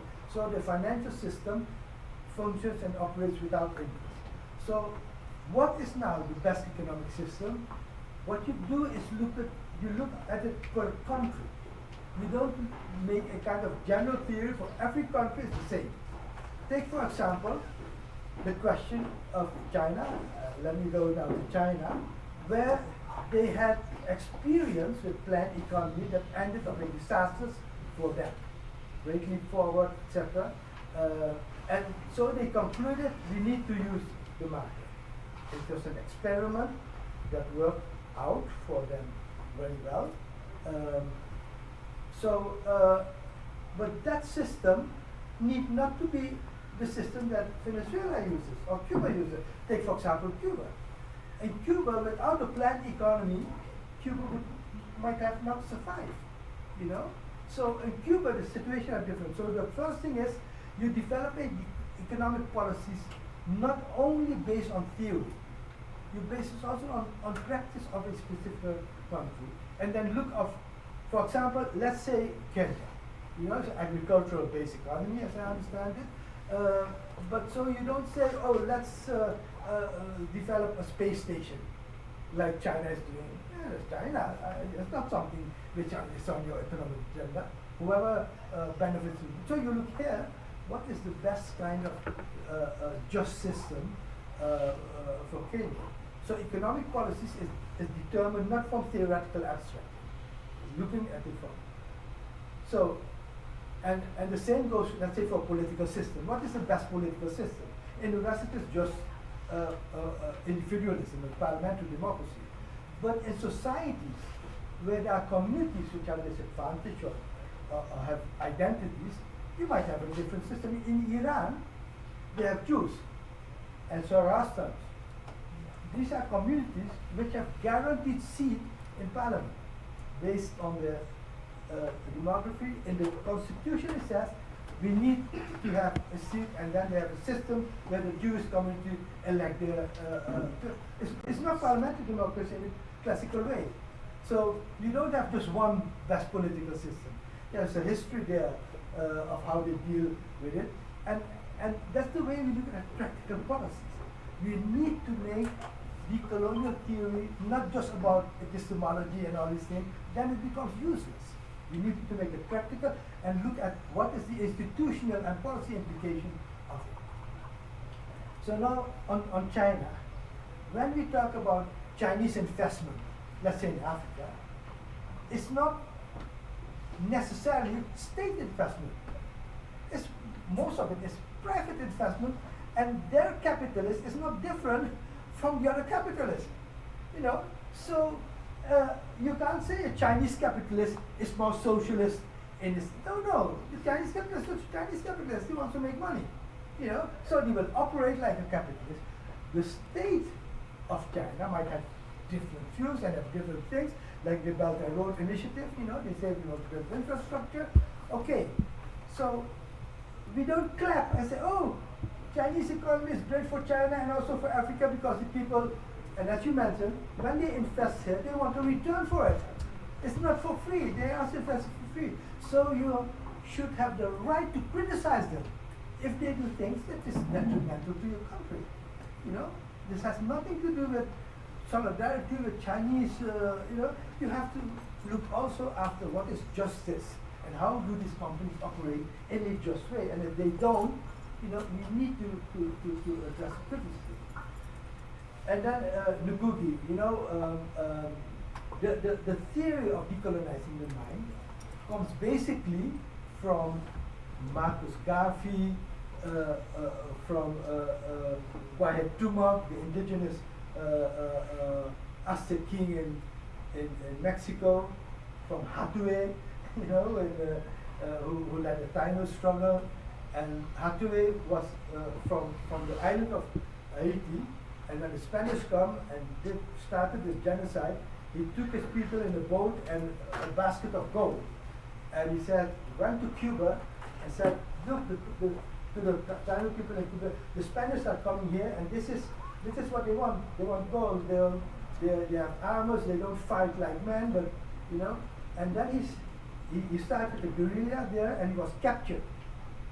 And when he was captured, he was sentenced to be burnt at the stake. And then a priest came to him and said to him, I can save your soul. If you convert to Christianity, you will go to heaven and not to hell, because in hell you will burn. And then he asked, are there Spaniards in the hell? And the priest says, yes. Then he said, oh, are there Spaniards in heaven? And he said, yes. And they said, oh, you will send me to hell. And that was the first decolonizing the mind exercise which rejected, you know, the ideology. So what we do with decolonizing the mind, we look at the contributions of different philosophers that looked at how mind was manipulated, and Kwame Tumok was the last emperor of the Aztec Empire, and when he was captured, you know, before he was killed, he had a speech, and he said in the speech, our sun is going down, but keep our knowledge in our heart and make sure that be prepared for the time when the sun will rise again. So I use Kwahetumok, and you can see it here, the rising sun and the indigenous. So he is saying, first of all, knowledge that has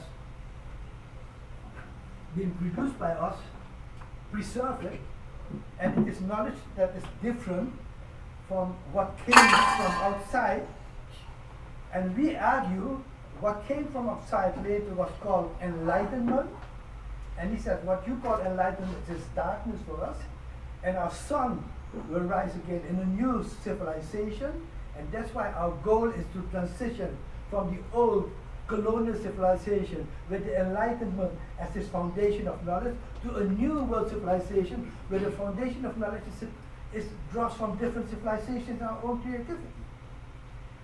And then when Ngugi came with his book, I read it with pleasure. I deal with Ngugi in the book. Well, Ngugi takes on how language was used and the manipulation of the educational system to colonize the mind. One of the favorite example was, that the students were forced, as a to what was it? Sent around, right, and the one who was last year. Now, I find that when I saw that, I found it an effective example of how culture works. Now, how does decolonizing the mind? It takes that to develop this further into the concept of how language is used in colonizing the mind on different levels, and then develop it from language to economic theory, political theory, philosophy, etc. See? So that is how it intersects. In the event there is more time, I have 1 minute comments, but you can give the rest of the talk. Do you want to make an question? I want to make an intervention. Okay, maybe let's give the chance to this our friend. Yeah, good afternoon, comrades. Good afternoon. Viva Chavista, viva. Viva. Viva Socialismo, viva. Viva. Yes, my name is Paul Victor Uma. I'm a founder of Wezesha Youth Initiatives, a youth-led organization in Kenya. I've been also part of Kenya-Venezuela Friendship Solidarity Committee, and I've participated in several anti-imperialist protests. And I'm happy to see Comrade Buka here. We have gone up to US Embassy to be in solidarity with Venezuela. So, I'm sorry I came late. I don't know if you tackle this. But do you think the emergence of BRIC nation will accelerate the fight for anti-imperialism globally? 2, or I had a question. Just on how do we counter international media narratives that often portray anti-fascist struggles and popular movements negatively? Lastly, we have seen the recent development in Venezuela where Comrade Maduro was able to mobilize and prepare the nation to defend the land of Venezuela. Do you think it is possible to wage a peaceful revolution without armed struggle? Thank you. Okay. Thank you for your question. First, BRICS. Now, we hear a lot about BRICS. Nations coming up, conferences of BRICS where we see that BRICS has organized a substantial part of the economics of the world.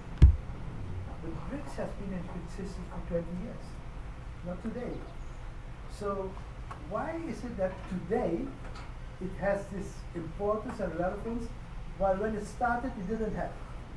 Because today we are living in a world of conflict where politics and economics come now intertwined. The Russia military action in Ukraine, what's happening in Palestine, Iran entering the BRICS. So the the decline of the dollar, objective economic processes that are going on there.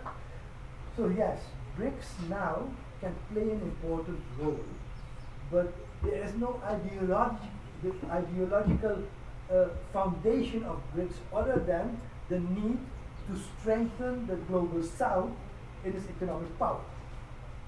So it's not driven, it's not an anti-imperialist conference. There will be countries there, and there are a lot of countries applying now, who want to benefit from this. So the question now of, is it possible within BRICS to input some kind of solidarity mechanism, political solidarity, etc.? I think we should definitely give it a try. But knowing that that's not the way it was formed, it's not even a problem.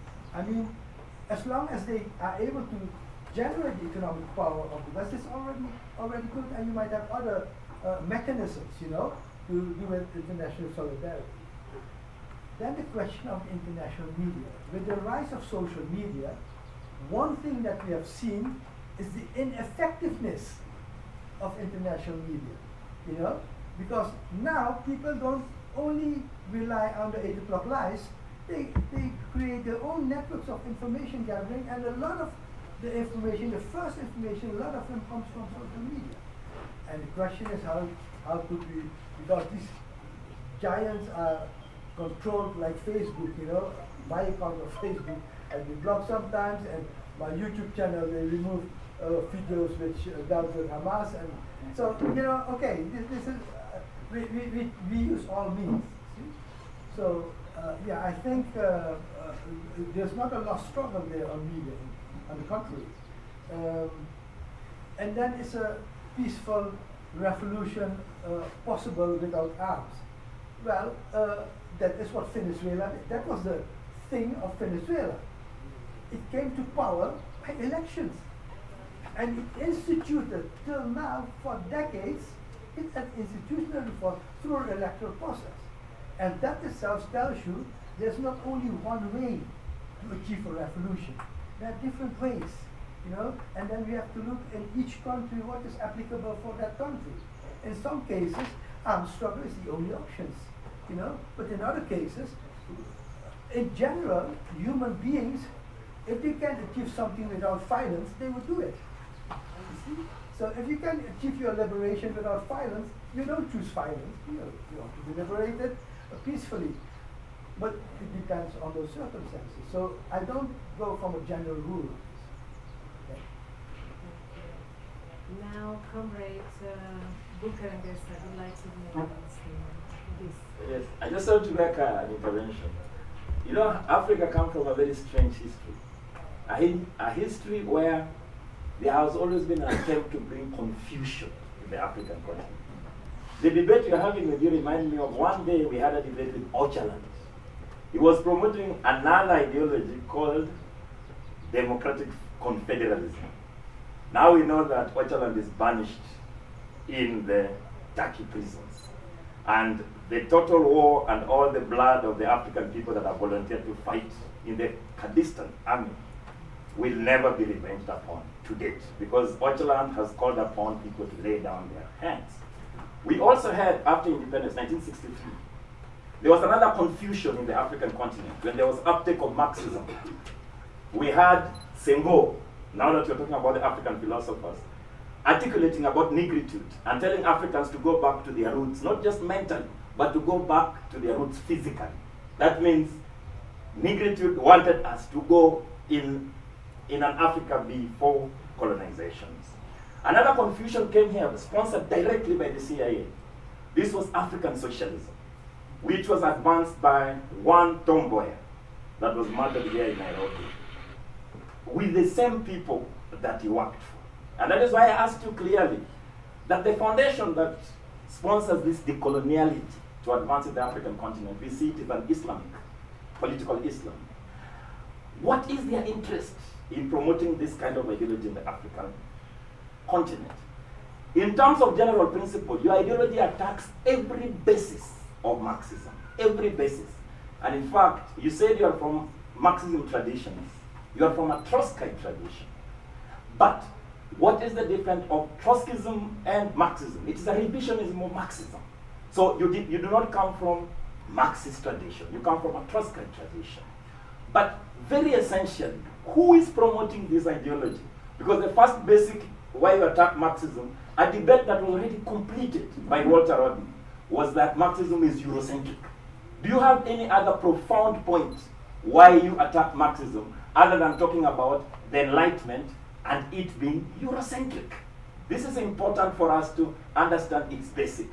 You attack the very basis of capitalism and imperialism and their interrelationship. How is your ideology going to consolidate anti-imperialist forces?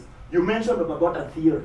We work with Iran. Iran are not Marxists. In fact, sometimes they kill Marxists. But we work with them because we understand the United States is the primary enemy. So to support Iran is an anti-imperialist struggle. But we must not unite with Iran based on ideology. We can unite with Iran based on anti-imperialist principles, anti-imperialist program in that case. So we don't need any agreement to unite with other faces.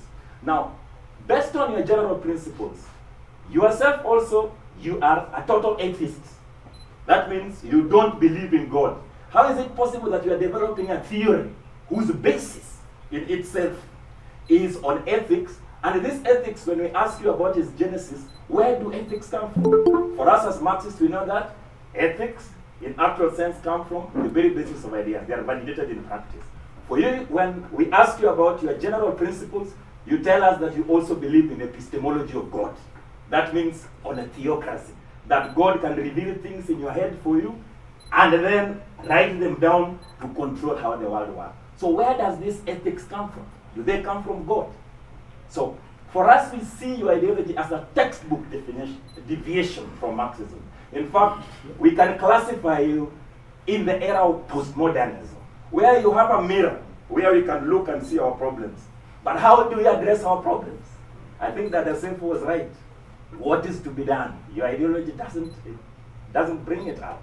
So is this an attempt to bring confusion in the African continent? We've had CIA now sponsoring the Ubuntu ideology. We have people dressed in coats in town talking about Africa to find their own ideology. So my intervention to you is that the first thing, even before we look at, because we will reply to your decoloniality, but before even we look at it, what are your aspirations? What is this foundation doing behind you? Just bankrolling you with no interest, or what? Okay, thank you for your comments. So let me first start by saying we have fundamental differences of opinion. I had a conversation with Comrade Booker on Monday, and the reason I wanted this conversation is because I believe that we live in an era where we need to have a dialogue with people from different ideological conversations. Coming from a Marxist background and evolving towards decolonial theory, I argue that decolonial theory should also be an attempt to build a pluriversal civilization, meaning that you have different cosmologies and different ideologies who are in conversation with each other. And if they are in conversation with each other, I don't define it as attacking each other, because attacking each other is something else than being in conversation with each other. And I think that is one of the question of tone of voice and how you approach others. So my thing is, I would love to have conversation with Marxism, but if Marxists, because trying to portray you already as a CIA agent, then that is not a basis for conversation. It's not a basis for dialogue. You see? So I think that we need to move beyond those kind of let's say characterizations in which you don't have a discussion of what is the philosophical basis of Marxism, how do you differ, and then you come up, am I a CIA agent or not? Am I creating the concept of confusion means that you are the right one. You know it. And I say, no, I might be wrong. So if you have a different opinion than me, that doesn't mean you are confused and I'm right. You know? So that's why I say I don't use terms that other people who disagree with me are confused. No, they have disagreement, and we need to create a climate in which we work together. So if I say, we want to work with Iran, I don't say to the Iranians, oh, I want to work political with you, but I don't want to have a dialogue with you on ideological questions. And once, we defeated the common enemy, then I'll come after you. The people are not stupid. Why should I work with you if that's your attitude? If our attitude is we work together in a struggle in order to achieve a common goal of peace and prosperity, and not as a tactical thing, and when we are finished, we're going to fight each other. What kind of a basis for a struggle is that? For a kind of work? So these are fundamental ways in how to approach things. So my point is, yes, I would love to be in conversation with Marxists. In fact, I am in conversation with Marxists, many other Marxists. It's not only one who are the true Marxists and all the other are fake Marxists. So I think that is one of the values of decolonial theory, that it acknowledges the concept of pluriversity. University and universalism is the concept that Western Enlightenment has produced, that there's only one way to look at things, and that's only the best way. And pluriversity means, no, there may be other things, and it is through the dialogue that we find a way to achieve common goals. Now we have a question from Stephen Giro. Yes, it is Giro. All protocol observed. My name is Steve Giro, founder of Wazir Organization. So I have a question for Professor. And the question goes in the spirit of decolonizing the mind and reclaiming cultural sovereignty, how can you, across the global south, especially in Africa and Latin America, collaborate to dismantle inherited systems of mental operation and build transnational movements rooted in ingenious knowledge, digital literacy, and collective healing? Yeah, thank you. Okay, so basically that is the foundational question of the challenge to create a new pluriversal way, which is basically saying, look, when we look at African knowledge, what is African knowledge? What is Latin American knowledge? So we look at ideas that have been produced on how to organize society and how to look at how society functions. You see, and then we figure out, okay, which are the contributions that different thinkers has made to understanding the world and how to think the world. For example, Nkrumah's neocolonialism draw attention to the fact that colonialism, that independence is not enough. So there's not only a political dimension of colonialism, there's also economic dimension. And I think that's a valuable contribution, that he made. So people can make valuable contributions, and you might disagree with them on other contributions they make. That's not a problem, but we value every contribution. So one of the things we need to do is, just like Venezuela is doing now, I was invited to come to Kenya. I worked for a long time now with Venezuela,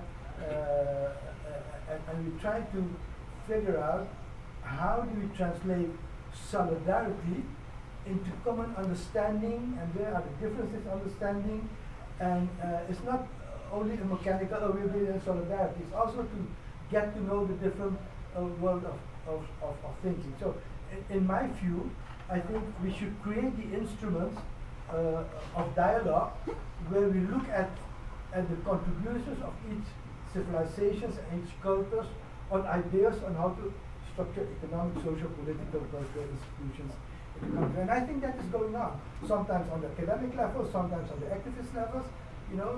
There's quite a few things that are going on. I'm working with Lesotho, with South Africa, thinkers there, obviously in Latin America, but not only there. In China, you might have seen it 2 days ago, the Tsinghua Institute published a book called The Colonization of the Mind. And they started working on this book for January onwards. So they are also looking at this colonization of the mind.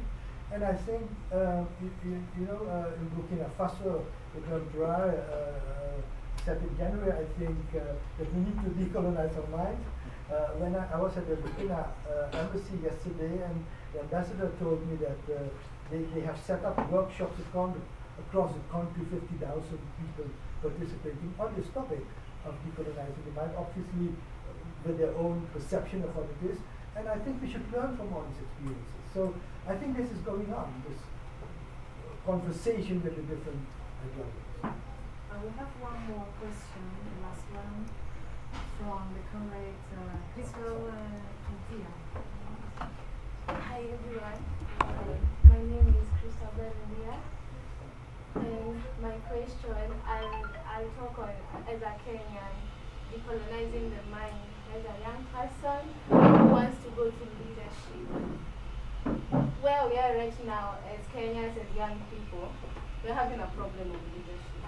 You are a professor and you have seen a lot of regimes, a lot of governments coming to power. In Kenya we want change right now, but you told us that it is easy to manipulate people who are not educated. In Kenya we have a lot of people who are educated, but in terms of politics, that is where we fail. So my question to you as young people, when I saw the topic decolonizing the mind, I go and talk to mama mbogas around, the common people, the border people. When I go to them, we are waiting for the 2027 election, but we want change in a big way in this nation. What will you tell us as the young people? I want to talk to somebody, and when I talk to them, we are having a notion, 1 term, 2 term, but I don't think that is what we need right now in Kenya.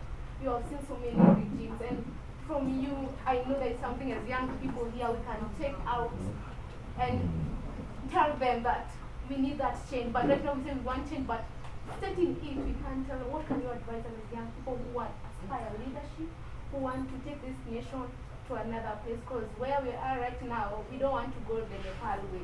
We want to go the right way of leadership and educate them. We go to the grass, to the mama mboga. I want to talk to them in a language. When I speak to them, they will know what I'm talking. Civic, I do civic education and decolonizing them. That is what we want. Because right now, from since we got independence to right now, I think we need to decolonize our mind. We're in a bad state as Kenyans.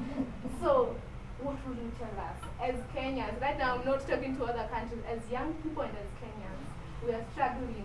And civic education, I'm from the change makers, and we are talking to everybody. We're having civic education.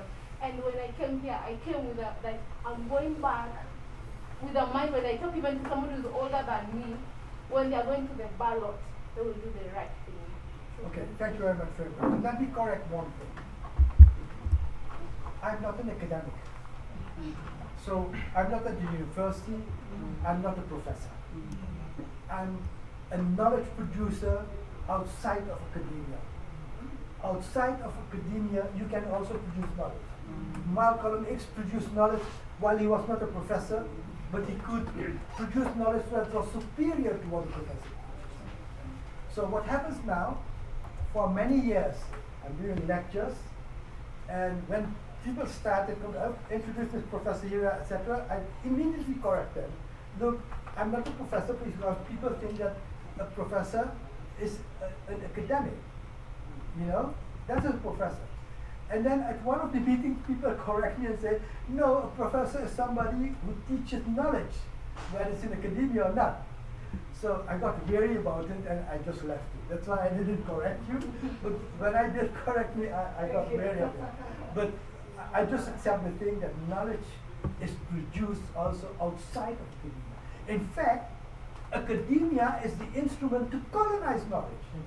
You know, in academia, and that's why the basis of the Enlightenment, which is being taught in the, that's what I criticize. Right? So that is point one. Point two, what I've learned is when people ask me for advice, I refrain from saying you should do this or you should do that, because that is one of the things of the colonization of the mind. So you ask me, but I'm not going to tell you what you should do because I'm not the one who knows the specific of Kenya. So who you should look to is other Kenyans who are working in this and trust that they can produce the knowledge that you need. Now, the other Kenyans might work with me. You know, as is happening now, you know, we have a conversation with many people, but I'm not here to tell people what to do. That is a principle of decolonializing, that we look at people and we try to learn from the experience and try to figure out. For example, yesterday I had a conversation with the director of the cooperative movement. I didn't know that there was a cooperative movement in Kenya, and then we started to discussing direct things from what cooperatives means, what is the significance in the economy, what can we do about it. For me, it was surprising that it was there. So I learned from it. So the first thing to start when you want to decolonize the mind is look at yourself and saying, I myself have capacities. I don't need the dependence of others to tell me what to do. I want to learn from others, but basically I look at, and when you start, no, I'm here in Kenya and we all realize, you know, we need to decolonize our mind. Even if I was not there, you would say that. You would say that because that's something in your own experience. You said, no, we need to decolonize our mind, you know, without me being there. So there's also already knowledge there. And the question is, how can you create a climate in Kenya where people can have differences of opinion and yet learn from each other and work together with each other? And then address the questions of, Kenya. Let me address one question, which from international experience, you know, I've been looking at, is the question of ethnic competition. Many societies in the world deals with this question. Ethnic groups that are not only culturally different, but also have social and economic differences, and sometimes as a group, they are more disadvantaged than another group. And the whole mechanism behind it is that the diversity of culture, you could say we should respect diversity of culture and create a climate in which we live, but my principle and how to deal with it is with the statement that we say we want a better world and a better life, not only for my group, which I identify ethnically. I feel you need to work on a group that is for you better, and I need to give a contribution that helps your group.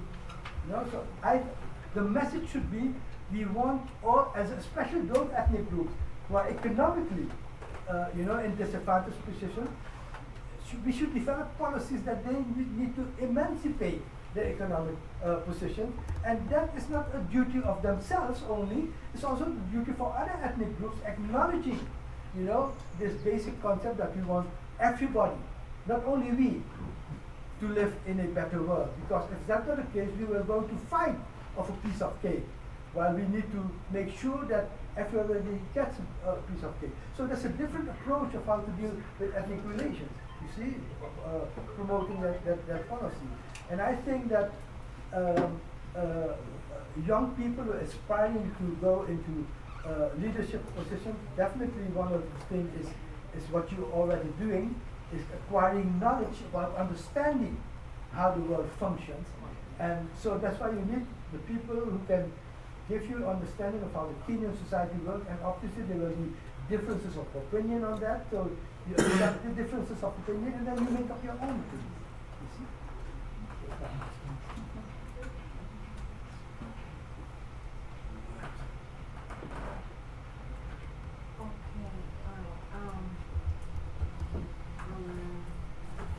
Wants to make some observations, after him, we are going to make some closing remarks. Good afternoon, everybody. Good afternoon. My name is Yovan Chakao from Kenya Library. I'm a physician. The work of the library is to manage knowledge, manage information, and display information, and disseminate information.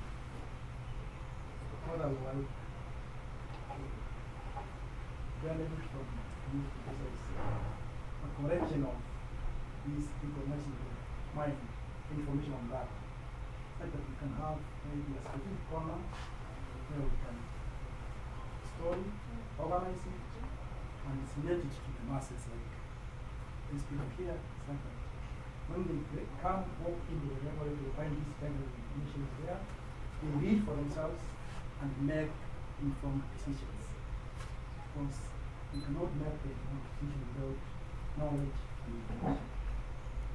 Another information that I can just comment about is the change we are talking about. We talked about the lowest chocolate governance in the world, 5 governments from 7 governments in 5 years. This happened in Africa as Libya. And when we look back at Libya before and now, which was good? The Libya before or the Libya now? So we should make informed decisions.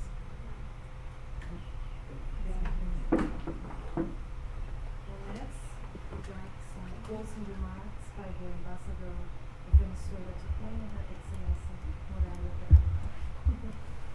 Please. Good afternoon. I am pleased, honored to having you here. You know how I have to say you things to be here, because I know you all are supporting the cause of Venezuela, but not just the cause of Venezuela, the causes of the humanity. Because Venezuela is in this moment suffer an attack that is suffering the humanity. Imperialism is attacking all of us because imperialism is the ideology of the hate of the dead. So that's because of humanity. We are fighting, Cubans are fighting for us, but for humanity too. Because we are the example. And we think that everybody in the world that have human inside of them has the right and the duty to fight for life. We have the right and the duty to fight for the children in Palestine and for the children in Congo and for every injustice in the world, against every injustice in the world. And I know if you are here, it's because you have conscience that the fight has to be done, that we have to fight for life, that we are fighting for life in this moment. Thank you very much to all of you. Thank you very much, Professor.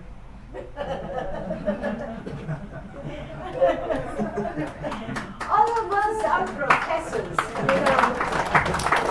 told us that I was in the academic life for 20 years.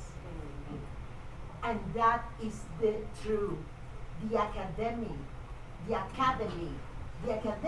and the academy are there to reproduce the hegemony of them, of the rich, of them who wants to see us dead. And we in the academia reproduce that.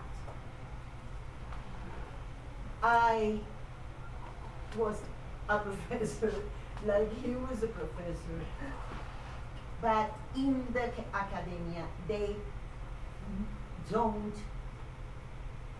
produce knowledge, they reproduce a system. All of us, you were asking what you have to do. I think we have to go to our grandmothers and grandfathers to ask. They have the knowledge before of us. They have knowledge. Our parents, they have knowledge. We are not going to the school in blank. We are not blackboards or whiteboards when we get to the school. We get to the school with knowledge, with the knowledge of our family. There is the knowledge in our families, in the towns, in all of us. We have the knowledge. We have the knowledge to live and to defend the life. And that is what we are doing here. Defending the life. And defending the people who are struggling for life in Palestine, in all Africa, in all of Latin America, in all the world, in the United States, whatever. We have to be in solidarity, but we have to produce knowledge, to produce our revolution. Every one of us has to produce the revolution of the own mind and the revolution for the people. Every one of you have the revolution in you. And if you go out with that conscience, and if you talk every day, every single day with the people who are behind you or at one side or another side, with your children and with your parents, you are going to make a revolution. But I am going to warn you one thing. The revolution is not for tomorrow. Sorry.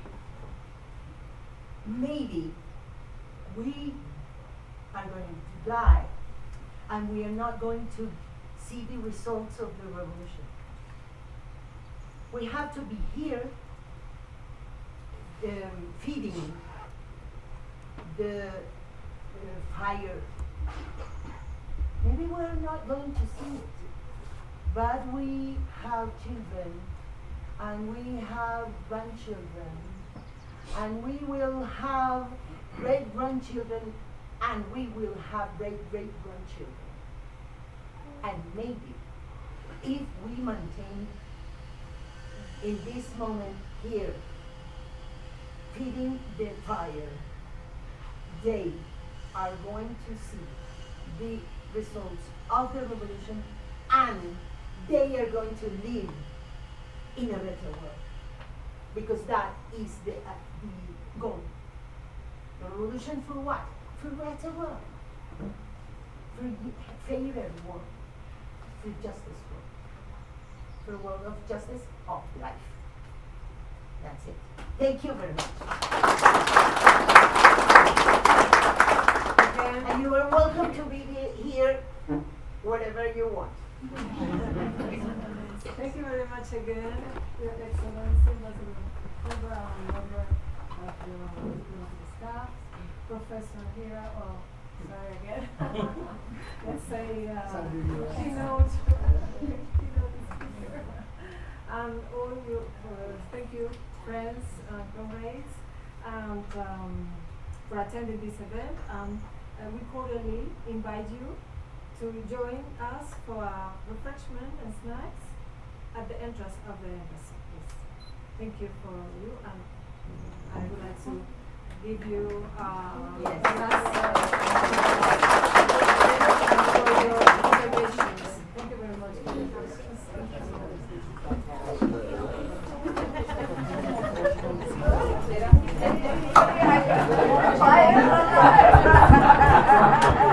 That's it.